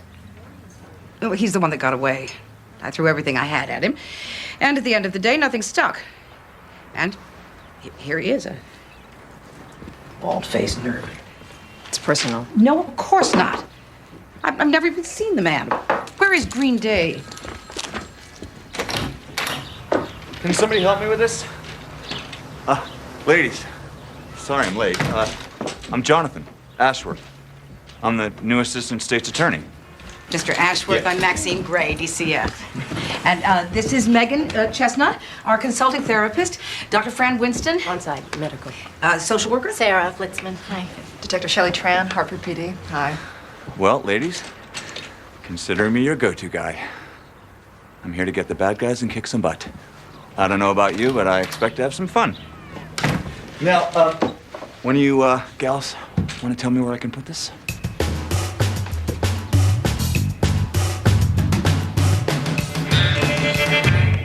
Carl Wilner's an 8-year-old who's been missing school, and the school is convinced his parents are deliberately keeping their son out of class and have asked DCF to investigate. Okay, Mr. Redfield. Your Honor, Carl Wilner is biologically male. However, his parents, Harry and Pam Wilner, are allowing this young boy to grow his hair long and have sent him to Roscoe Elementary School in a girl's uniform. This year, when Carl entered 2nd grade, his parents registered him under the name Sasha Wilner. Sasha? He prefers to be called Sasha. Carl's appearance has created quite a disruption at school and has made him the victim of numerous attacks, both physical and verbal. After several fruitless conversations with the Wilners, the school finally contacted DCF out of concern for the child's safety and psychological well-being. Your Honor, there have been no allegations that the Wilners have been abusive to their son. In fact, we maintain they are loving parents who've been trying to give an idiosyncratic child the chance to find himself. Find himself in what way? Carl has exhibited non-conforming gender behavior from the age of 2. After years of trying to resist these tendencies, the Wilners were counseled to support Carl in his search for gender identity. You said we're talking about an 8-year-old? Yes, Your Honor. It's our contention that Roscoe Elementary has been seriously remiss in its duty to protect Carl from harm while on school grounds. If there's been any psychological damage, it's been at the hands of his peers and some of his teachers.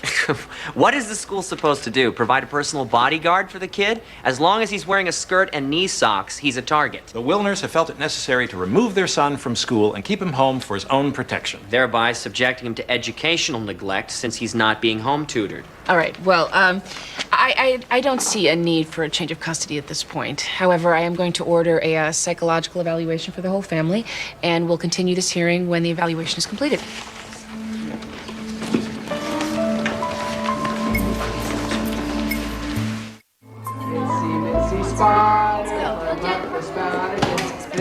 Really get the spider right. Itsy bitsy spider climbed up the water spout.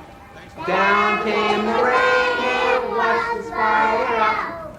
Out came the sun and dried up all the rain. And the itsy bitsy spider climbed up the spout again. That was great, you guys. What should we sing next? Alrighty, Samantha, come here. Oh. The wheels on the bus go round and round, round and round, round and round. The wheels on the bus go round and round, all through the town. The wipers on the bus go swish and swish. Can I help you? Phil Nevins? Yes. Sweet. Mr. Nevins, I've spent the last year following your career. My career? I'm with the Department of Children and Families. You'll have to leave now. You've no right to be here. You're very clever targeting the littlest ones. The ones who can't defend themselves or stand up to you in court. I've asked you once to leave, now I'm telling you to go. You're not supposed to be here. I realize that you are a very sick and pathetic human being, Mr. Nevins. And I don't care. I don't care what I have to do. I'm not going to let you hurt another child. I promise you, never again. Who the hell do you think you are? What gives you the right to make an accusation like that? Answer me. Who the hell are you? Excuse me.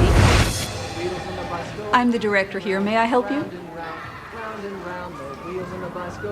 Oh, yes, thank you. I'm with DCF. I brought you some new neglect abuse forms and the revised summary of the reporting laws. Oh, thank you. Usually we get these through the mail. Yes, well, we ran short of stamps today. If you'll excuse me.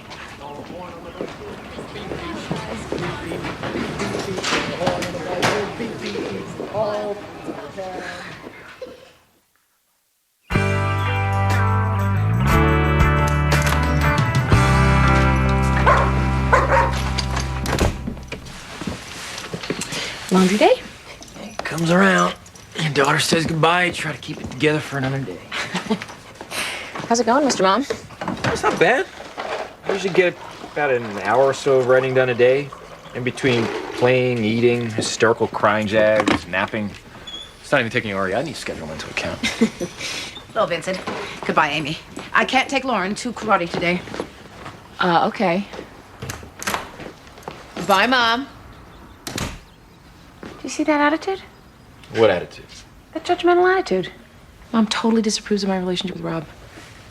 Oh, why? Because he's a good 15 years younger than you are? You're in on this too? Amy, you have every right to be seen in public on the arm of someone who no one else can figure out what the hell you're doing with. Is that supposed to be a statement of support? Just know that that's what you're doing and don't get all revisionist. Meaning what? Meaning I've seen you try to retrofit boyfriends before. This place is a lot more interesting than the fluff and fold. It's 11 years, okay?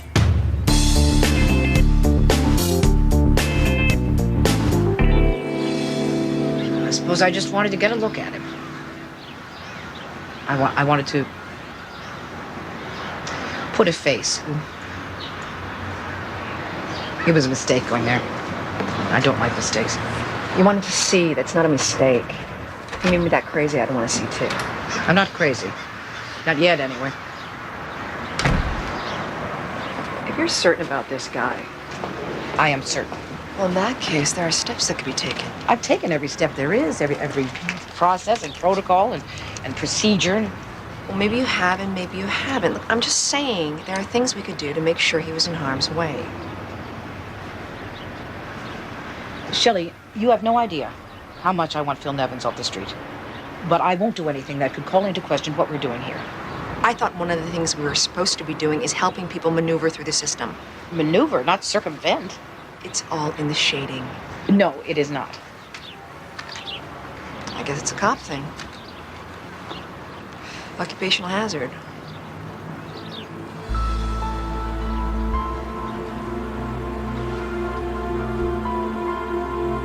Gender dysphoria or gender identity disorder can be described as an aversion toward the physical and social characteristics of one's biological sex and a corresponding affinity for those of the opposite sex. This would include the desire to wear the clothing of the opposite sex, participate in the games and pastimes of the other sex, and in some cases, an expressed desire or insistence that he or she is the other sex. He's an 8-year-old boy. Does he even know there's an opposite sex? What would be the male equivalent of a tomboy? RuPaul. I'm serious. It would be what? A sissy. Not a real equivalent. Sissies are ostracized, tomboys are encouraged. The rules are a lot looser for girls. Goals, measures of success, completely different calibration. Girls get away with murder. So how's your sister doing? Fine. Right. Angie first came to DCF's attention 2 years ago when she disclosed to a Sunday school teacher that her mother's boyfriend, Ricky, had fondled her. Once? Twice? She was 5 at the time. It was hard to get a clear story. Medical evidence? No. We investigated, but by then the boyfriend had moved out of the house and we didn't feel we had much of a case, so it didn't go anywhere. Did the mom tell you that he moved out, or do you know for a fact that he moved out? Mom said they broke up, and I went by the house once and there was no sign he lived there, so So you moved on? I had 30 other cases. Sure. Right. Ricky is apparently back on the scene, and Angie has disclosed to a friend's parent that Ricky occasionally takes showers with her. The police took an initial report, and I'm going out tomorrow. I don't think that's a good idea. I don't want you interviewing her unless I'm there. What I'm most concerned about is this. Do I pull Angie out of the house or not? The mom swears the relationship with Ricky is over. Yeah, but that's what she said last time, and now the kid's become his shower buddy. Jonathan, I want to hear what Sarah has to say. How much do we need to hear? DCF dropped the ball. This time, let's not screw it up. Just get the kid out of the house, then nail the boyfriend. My concern is that she's an emotionally dependent child who would not do well in foster care, especially if we're going to want her to testify. Just get her out of the house. Jonathan, this is a team meeting. The purpose being to strategize about the child, her family, and the psychological consequences of the case. I'm just trying to get a little momentum going here, that's all. You're the experts. I just wish someone had been a pro and done it right the first time. It'd make my job a lot easier.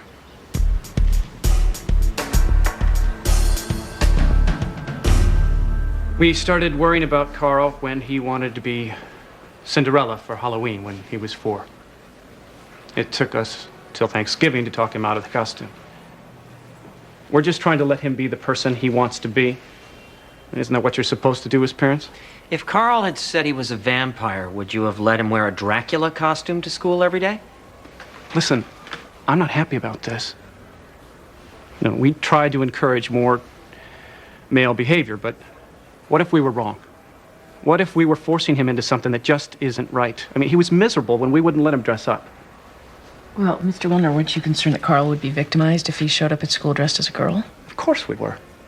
But it's what he wanted so much. What, I'm supposed to tell him I won't love him if he doesn't wear pants? My own father won't talk to me because of this. He has some pretty strict ideas about what a man's supposed to be and what a father's supposed to do. That's him. That's the kind of dad he was. Aside from outward appearances, do you notice any change in your son since you allowed him to dress as he wishes? He's laughing. Whatever the hell else is going on, at least I hear him laugh again.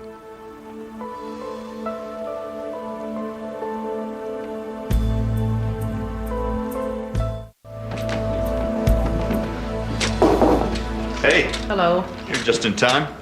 I need a hand. Could you hang this on the wall for me? There's already a nail in the wall. Oh, of course. How's that? It looks a little crooked.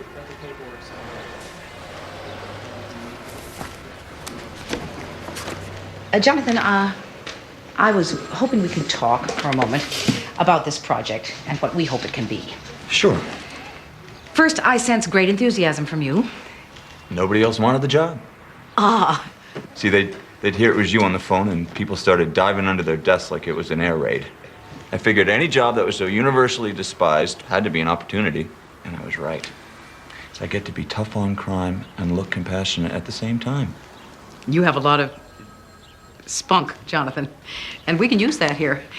But we have to remember that some of the people we're trying to help have had bad experiences with official government. We're trying to reduce that friction, move things along smoothly. I hear you. That's what I love about what we're doing here. The streamlining. It lets us make this beautiful end run around the ACLU. What are they gonna say? We're helping sexually abused kids. We're liberal proof. I'm a little surprised by your take on this, Jonathan. Hey, I'm the one who's surprised. If anybody else had come up with this vertical integration scam, the political correctness people would be all over it. But coming from you, boy. Well, I guess that's like what they say. Only Nixon could go to China.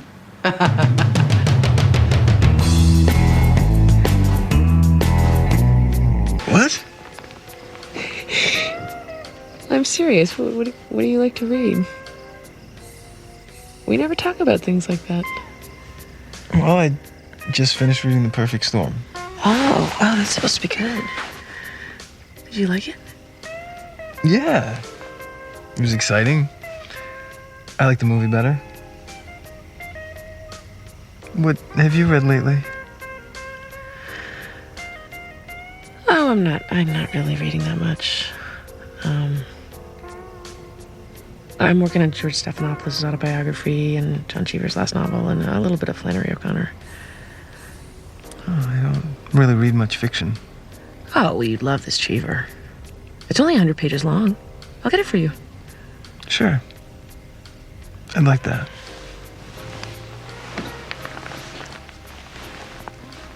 Great.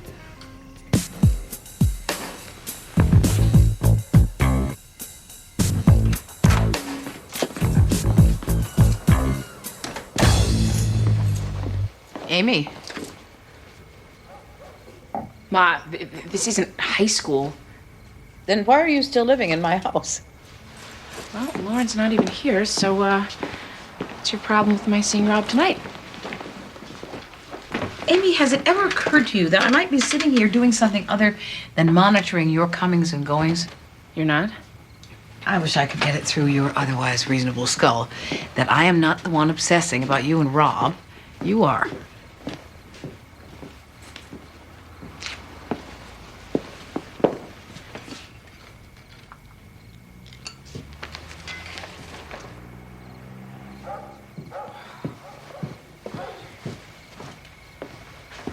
So how's it going?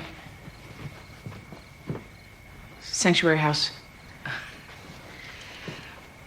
I'm beginning to understand why these people were kept in separate buildings. Why? Because doctors and the police and lawyers don't really like each other. They get along like cats and dogs. More cats. Mom, I know you want this to work, but I think you might want to be a little careful. About what? Well, I'm looking at this as a judge. You might have some civil liberties questions around privacy issues and sharing information among agencies. Now is a bad time to point that out to me. Well, when was I supposed to talk to you about it? We've been clocking a good 30 seconds every day, passing each other, coming and going. If you'd wanted my perspective on this, You would have penciled me in. Thank you very much. No, I'm just saying there would have been an opportunity. There would have been an opportunity if you weren't sneaking out of here every night in search of your second adolescence. Wow. Are we having one fight here or two? I am not fighting. I'm going to bed. You do not follow me at this time.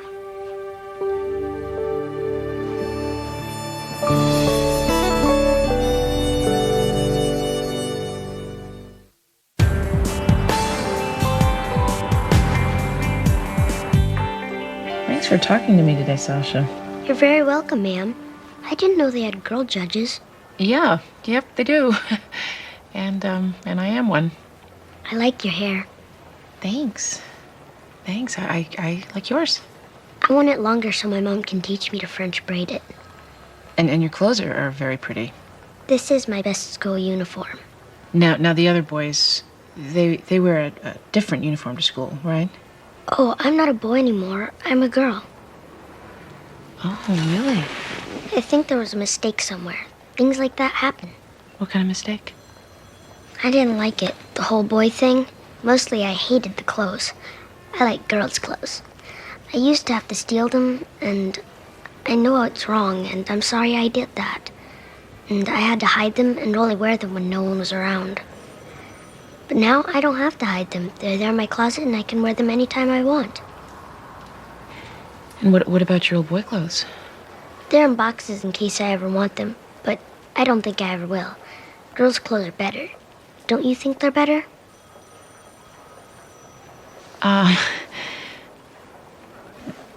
What do you think would happen if you put on your old boy clothes, Sasha? Well, I guess I'd be a boy again, but I'd much rather be a girl. It's better. You wouldn't want to be a boy. Believe me, I know.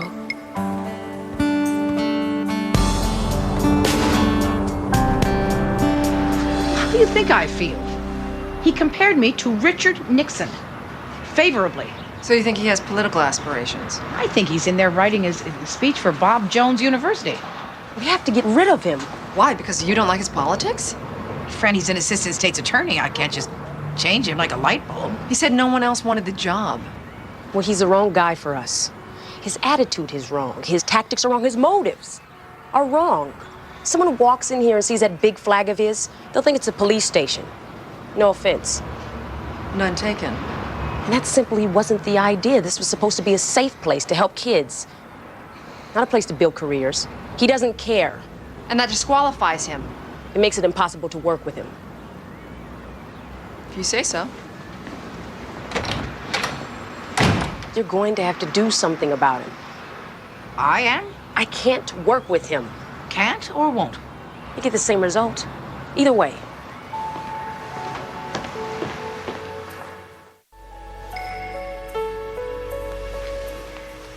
She fell asleep at 8. Where's Mom? She went to bed after the news. How's class? Okay. What's all this? Stuff from the china cabinet. Mom doesn't want any of it. Wow, Dad's 1956 high school track medal. What? Are you taking this? Yeah. You want it? Yeah. Then you should take it. Do you remember this? He bought this for our trip to Sarasota.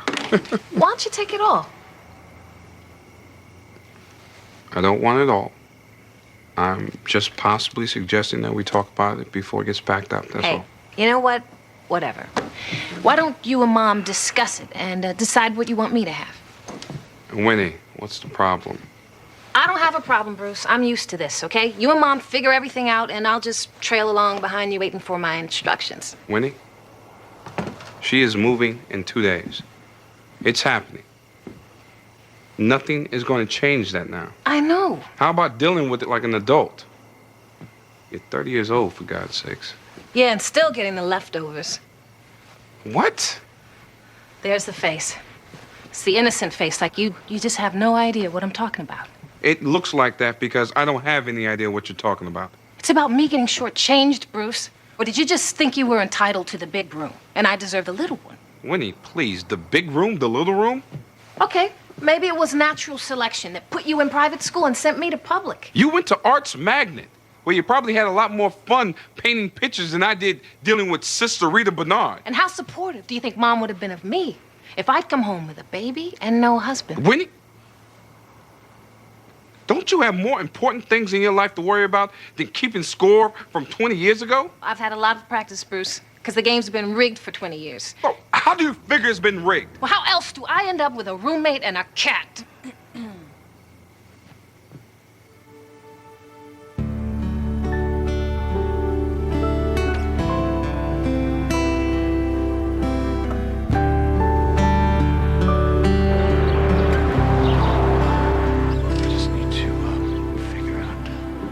Maxine!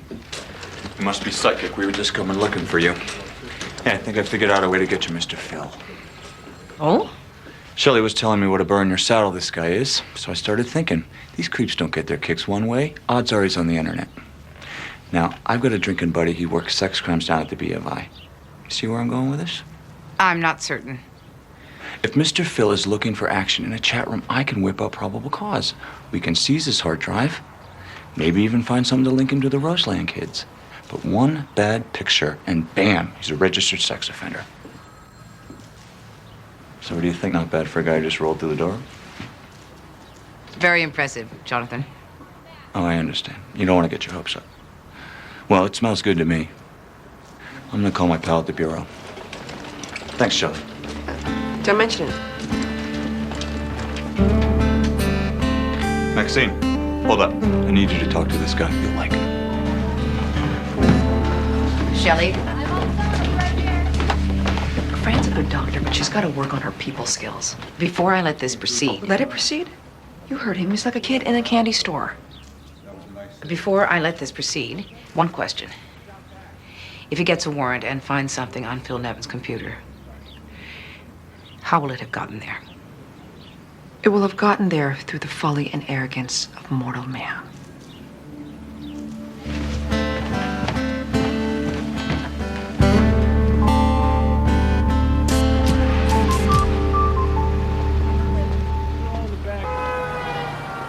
Hey, so good job today, guys, okay? See you later. Good job? Bye. Good job?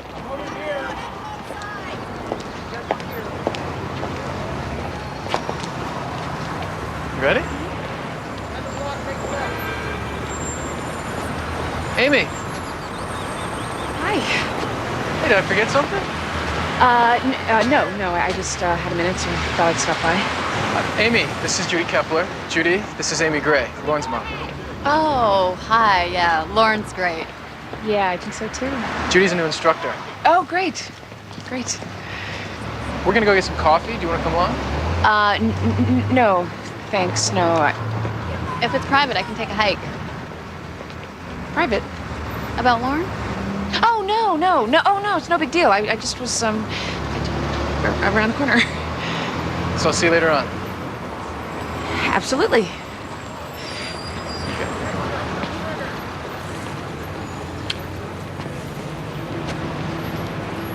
It was nice to meet you. Nice meeting you too. Later? Later.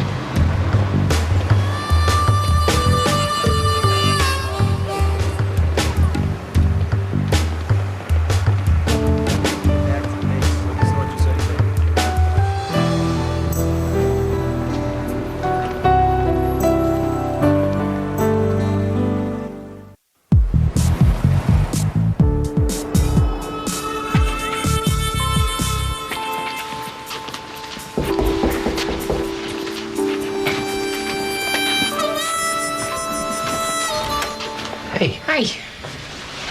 I brought you a book. You probably already have it. Oh, what a paradise it seems. Yeah, I was gonna give it to someone. No, I don't think I will. Why not? It's a great book. It's the last thing Cheever wrote. Last things are special. Is John Cheever still in fashion? I mean, do people read him anymore? Oh, the really good stuff never goes out of style. Who are you gonna give this to? I was gonna give it to Rob. Bet you changed your mind. Yeah. Why? Because if I gave it to him, he'd feel obliged to read it and then tell me what he thought and maybe pretend to like it when he didn't, and suddenly a night of wild abandon is interrupted by a book report. How's that going, the wild abandon part? It's fine. It's fine. Yeah, evidence to the contrary, you can't ignore Mom. It is possible to turn off her voice in your head. Unless, of course, it's starting to reverberate with some of your own thoughts. He's got a bookcase in his apartment. An empty bookcase. I don't understand it. How can you be an adult and have an empty bookcase?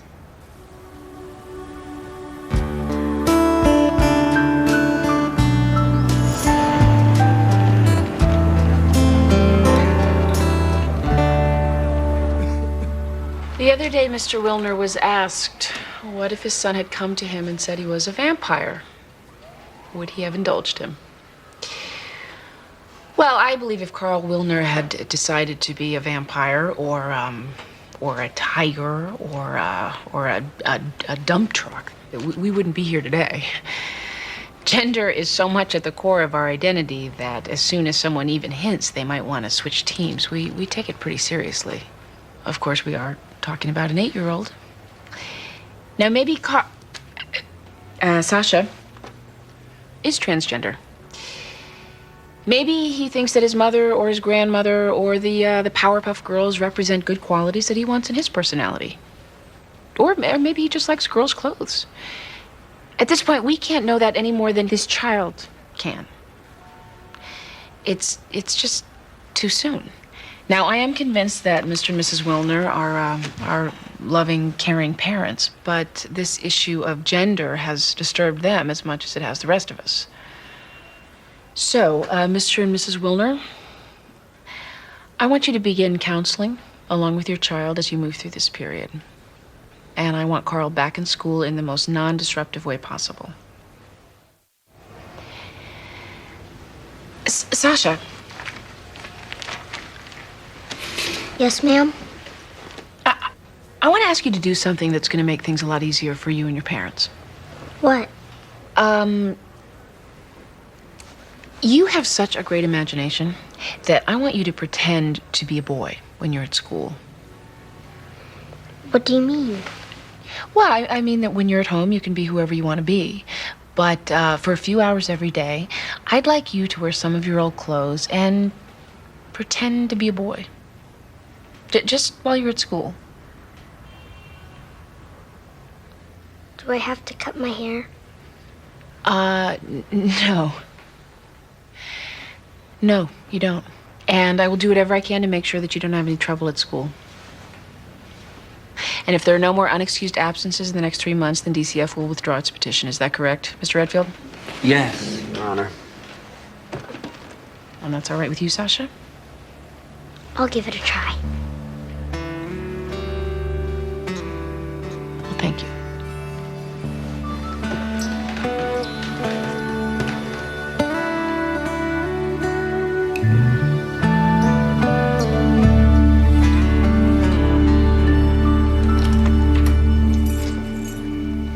Is Grandma there yet?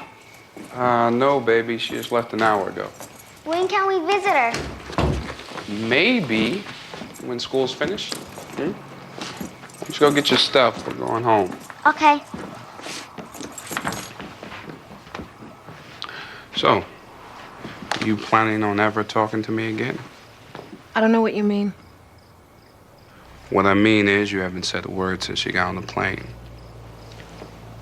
I'm tired. Going to bed. What do you want me to do, Winnie? Apologize? For what? For figuring out what I want to do and doing something about it? I'm not going to. Not even for you. And I'd do just about anything for you. I bet you think that's true. What did you want me to do? March onto the plane and drag Mama off before she got her little bag of mixed nuts? I would have done that. You know I would have. But you're not completely sure that's what you really want, is it?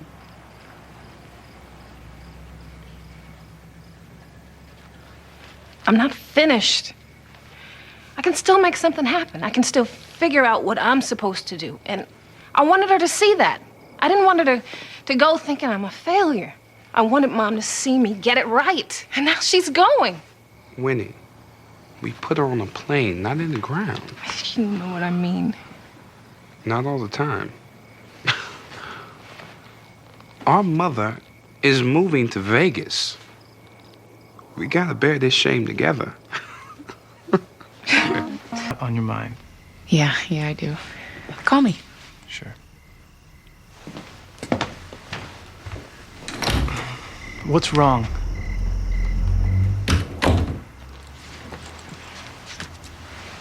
You kissed me in front of that girl, Judy. And you're embarrassed. No, I mean, not really by the kiss. By what? By giving you books you don't want to read.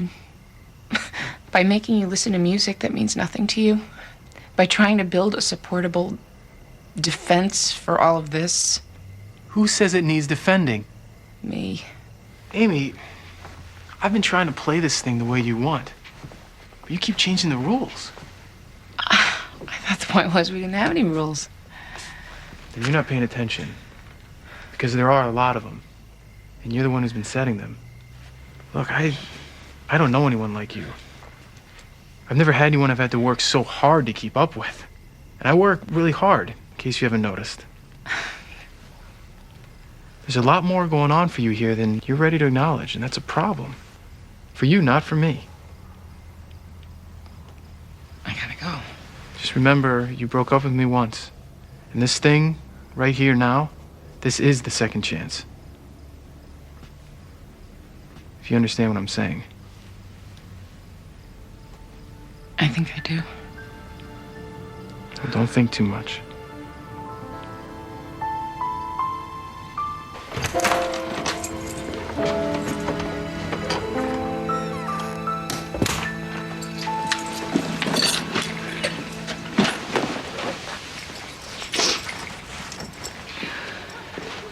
Mom? You couldn't sleep? I haven't really tried yet. Phil Nevins is in jail. If things go well, he will never have access to children again. So the great experiment is working. Appears to be. Not exactly as I thought it would, but it appears to be. Congratulations. Thank you. And Order. Next.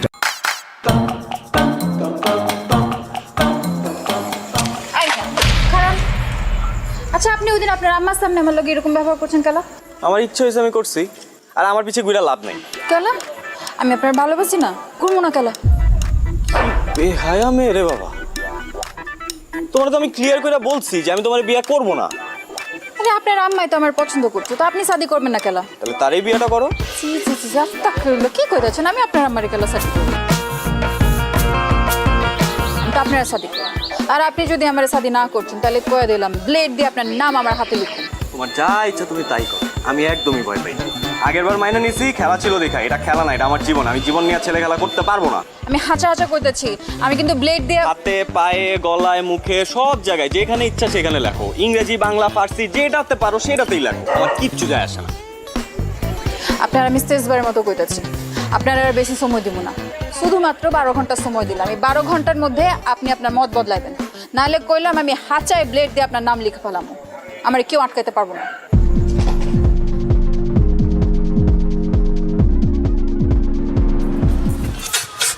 আরামসে তুমি cigarette টানো, বুঝো না শান্তিতে, আর ওদিক দিয়ে কাম সারছে।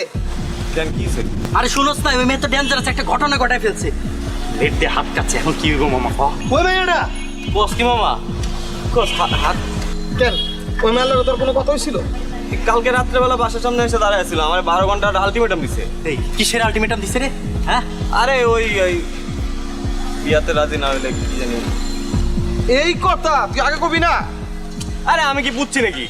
আরে না বাবার কি আছে, বুঝোস না মেয়েটা তো ডেঞ্জারাস। এখন যদি কিছু হয়ে যায় মামা, আমাকে তো পুলিশে ধরে নিয়ে যাবে।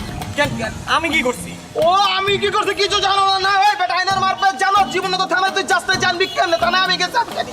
ফোন যে কোনো হলে আত্মহত্যা প্ররোচনকারী যেই হোক না কেন, তার নাম যদি একবার থানায় গিয়ে কয় মামা, তাহলে তার খবর আছে। এখন তুই কি করবি তুই চিন্তা করে দেখ। কি করছে সব? এই লাইলি বাইচা আছে তো? হ্যাঁ শুনলাম ও তো বাইচা আছে। কোন হসপিটাল আছে কো আমি যাই একটু দেখা করে আসি। হসপিটালে যাই দেখা করে, হসপিটাল থাকলে এতক্ষণ তুমি চৈতশিকার ভিত্তা থাকলা বুঝো নাই? আর তুমি যাই হয়তো বাসায় আছে আসবা। এই তুই কি ওর বাসায় যাবি? তুই যাবি মামা?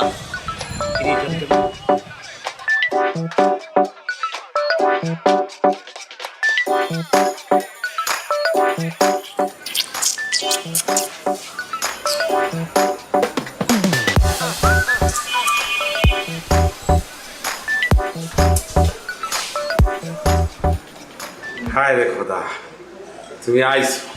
আমি জানতাম তুমি আইবা। আমি লাইলে রে কইছি তুমি আসবা।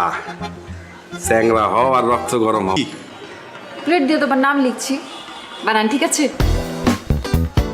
একদম ঠিক আছে। কিন্তু কি বলো বাইক না, ভালো হয়েছে না? আমি কিন্তু লাইলে রে কইছিলাম যে লাইলি একটা ছবি তুইলা ওরে পাঠাই দে। ভাই কইছে যে না, কিছু জিনিস আছে এগুলো ছবি তুলে পাঠালে সঠিকভাবে দেখা যায় না, সামনাসামনি দেখতে হয়। এর লেগে তো এতক্ষণ ধরে তোমার জন্য অপেক্ষা করতেছি।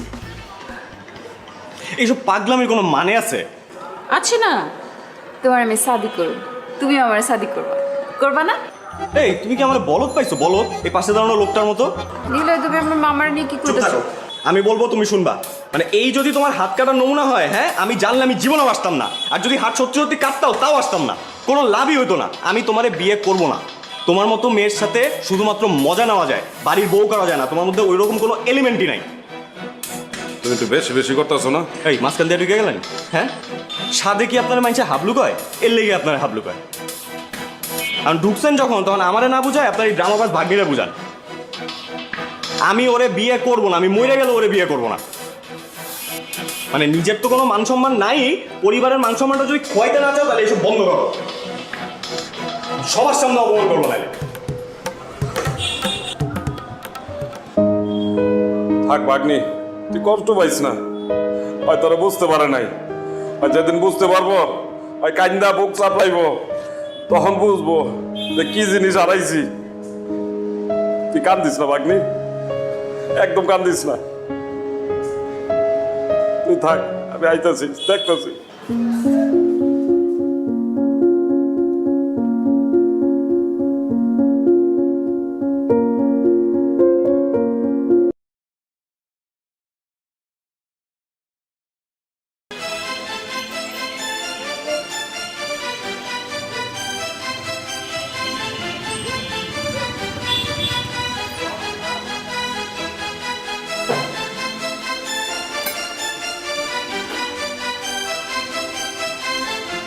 ভাই কি দেখেন?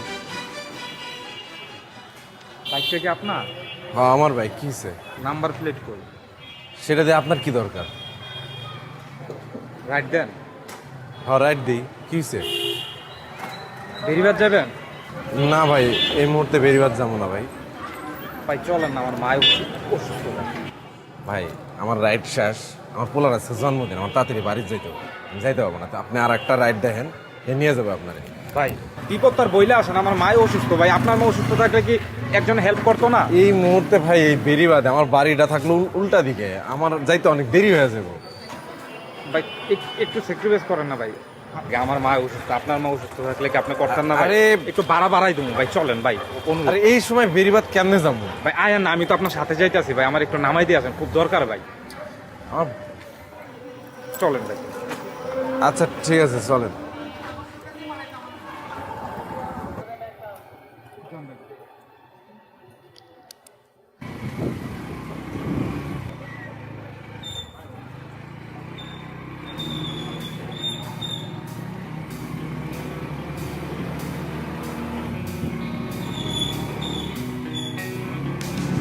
ভাই কোন দিকে?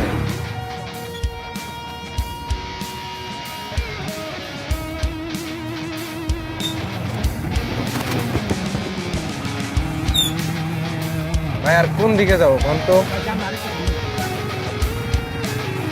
সেই কখন থেকে তো সামনে সামনে ঘুরতেছে।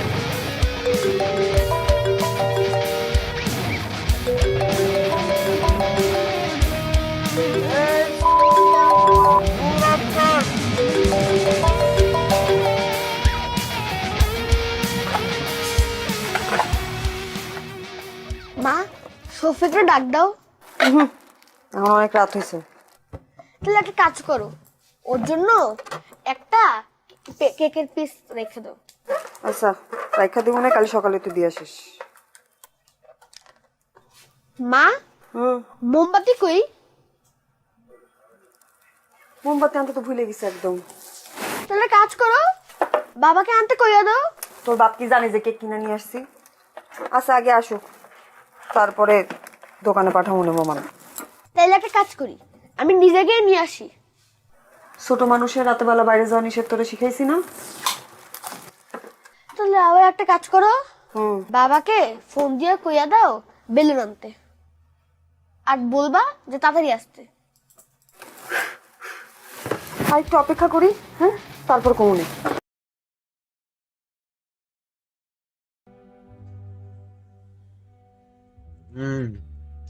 Được rồi, là tao tạm sự lừa rồi. Thằng này còn thua cái gì? Ô, một máu. À, không, nó lừa. Cái chữ lừa. Thật à? Mất tờ nhau một máu á, xong một máu nhỉ? Đây, 3 máu, mình chết rồi. Lừa đấy.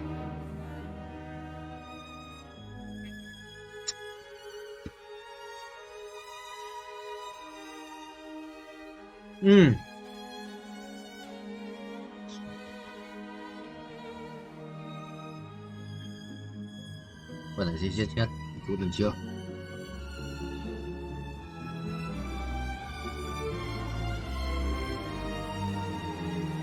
Cái ngái trời ơi, quỷ đó mà bay như ma quỷ.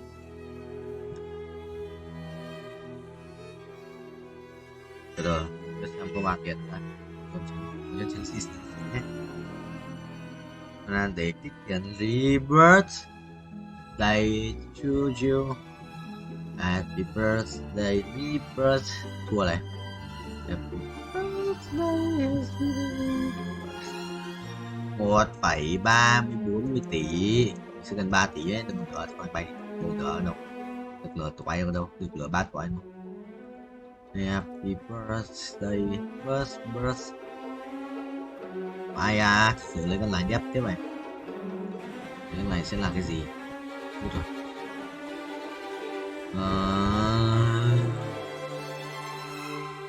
Không nhớ gì nhỉ? Cai sa là cái đéo này nữa. Cai sa một con đi xin sửa lấy cái đắp hai máu cho bố. Đây đồ thủ ấy, đéo đồ. Đồ tanh. Sự bay tí lên không thấy 225. 44 là một phát sẽ là lên là 51 ở sự lâu ấy nhở. Rồi có lửa rồi, cố phải đi bớt thì thành nghiêm túc tại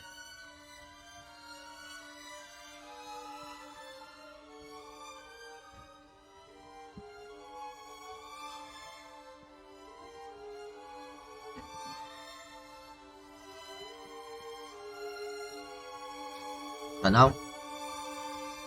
Tăng tốc này chuẩn nhá.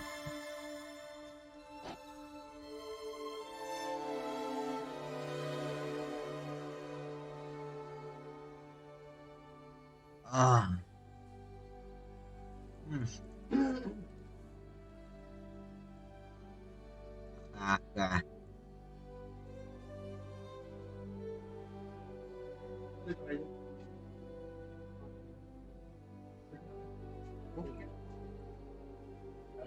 Hai trăm hai sáu à?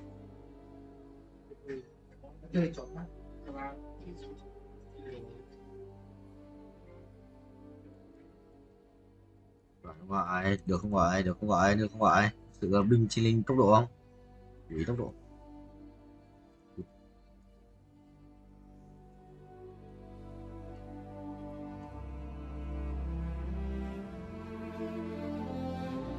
Thì trăm đéo gì nhỉ? Cân bánh đầu chết.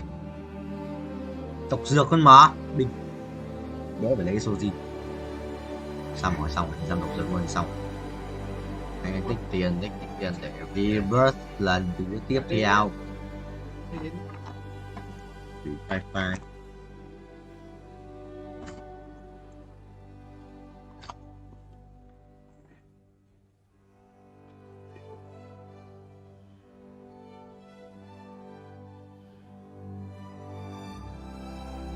đéo nhặt cái kiến bông á. Thầy Dụng mà. Dụng. Bài tiếp, Dụng. Có lần nữa. Mày thần tốc luôn. Thì nhìn đít của mấy con đệ tử à? Thắng này.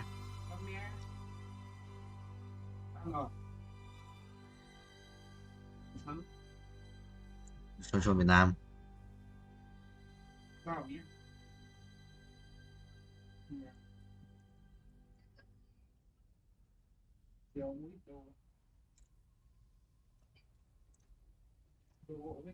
Tiền không? Chỉ tiền không?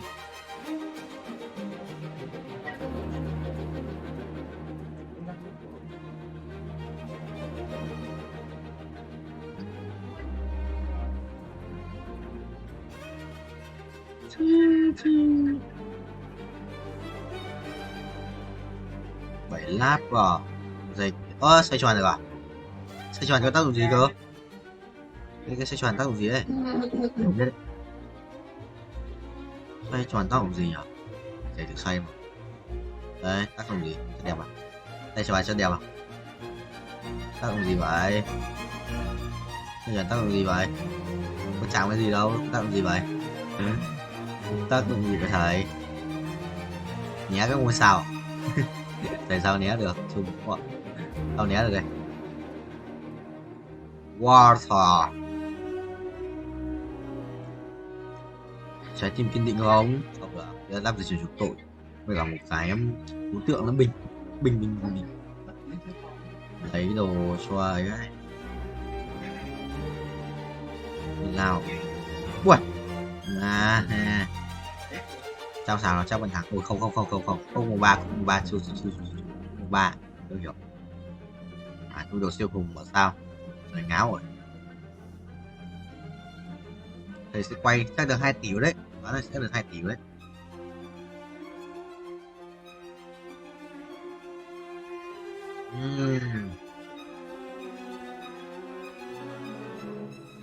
Mà ôi gần thắng thắng ấy, quăng tí là thắng. Ok, bật nảy may mắn sự căng ấy.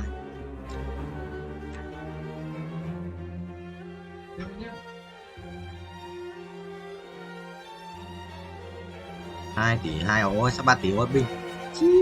Game dễ quyển đi cuồng hy sinh cơn mưa vàng. Có nói anh nhau rồi này. Đi tâm luận đánh như tử hả? Cơn mưa vàng đang thiếu tiền, đang đói.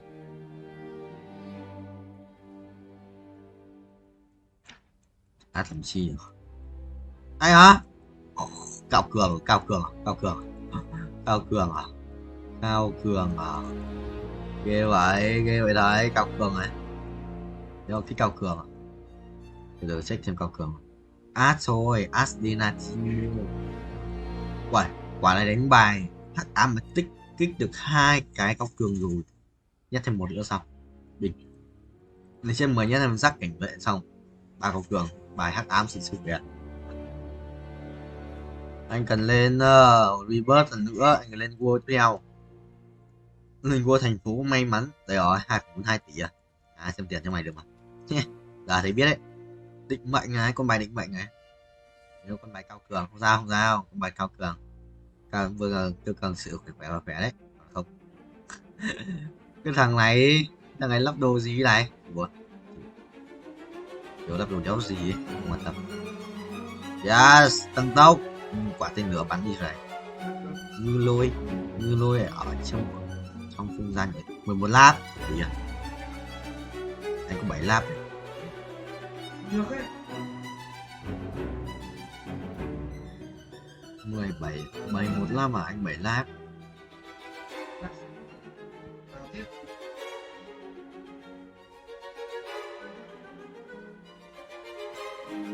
Chia này. Sự ác quỷ Free Fire ấy. 225 mắc ping 7 lap 8 chưa? Shit 8 227 223 28 chưa?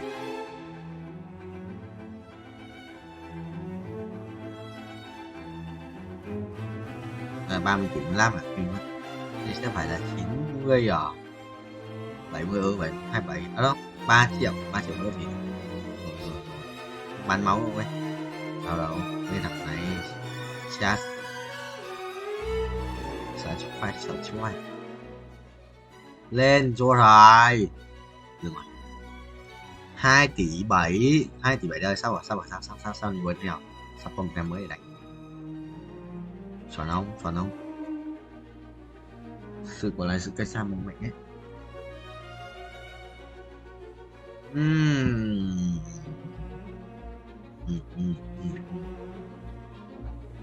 Nhà kiếm bố nhà kiếm cho bố nhà qua cây xa trong trời nhà là 2 con bố kiếm cây xa đấu chưa trên như khủng á. Siêu tua phát 7 luôn. Giờ đây ơi, sắp rồi, sắp. Cái của mình là 15 rồi. 288 à? 2,88 sắp rồi, sắp lên rồi, sắp lên cuối với nhau. Tỷ quơ mà. Lại bây giờ mình lên như lại 1 2 cái nữa. Cái cuối chắc phải dài ốp nhíp. Sao mày được vậy? Cho biết về thầy ơi. Đấy, chọn chỉ chưa, cái team mode cái này một quan nói chia tiếp xong đấy sao xăm độc dược rồi xong mày đi mua tốc độ như xăm như cắn thuốc cho tao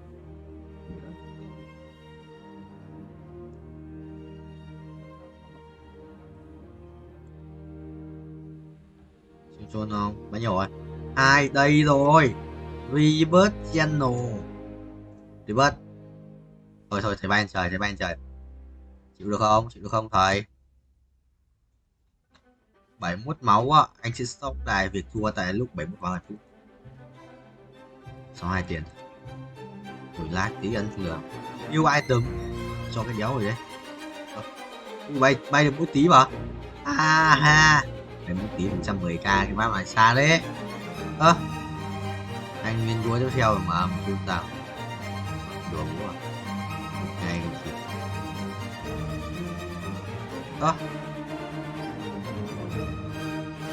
không skip đi cái gì nhỉ lừa nó sao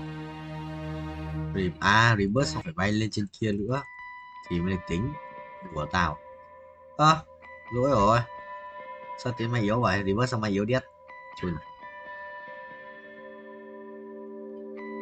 rồi reverse xong mày yếu điếc con vàng 25k này ăn được cái gì con này thử đi đây skill bet là xong không sao ấy nhỉ dù sao ấy mất tự nhau lăn 100 tỷ lần lôi của đéo gì nhỉ điếc về là con lia một cái bất đi đéo được chuồn nhóc anh đã dừng việc thua tại lúc 71 máu rồi để đây tồn tại sao mà quay được thấp đấy nhỉ giờ vẫn thấp mà sao nhỉ rồi skibidi toilet thì đéo gì nhỉ hình như lúc reverse xong là mới là quay thật đi lần lúc quay thật để tỷ điện DC này rồi cho thằng này đi Lysin đổi ra Lysin rồi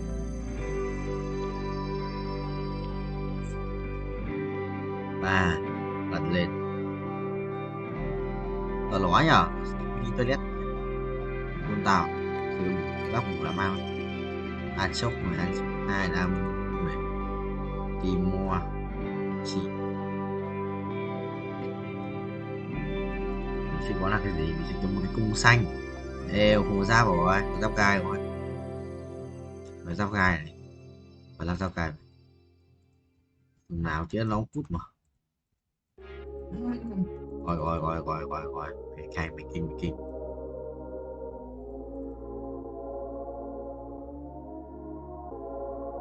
14 mà bao tiền bị thoái hóa à? Ô, tìm thằng ngược à?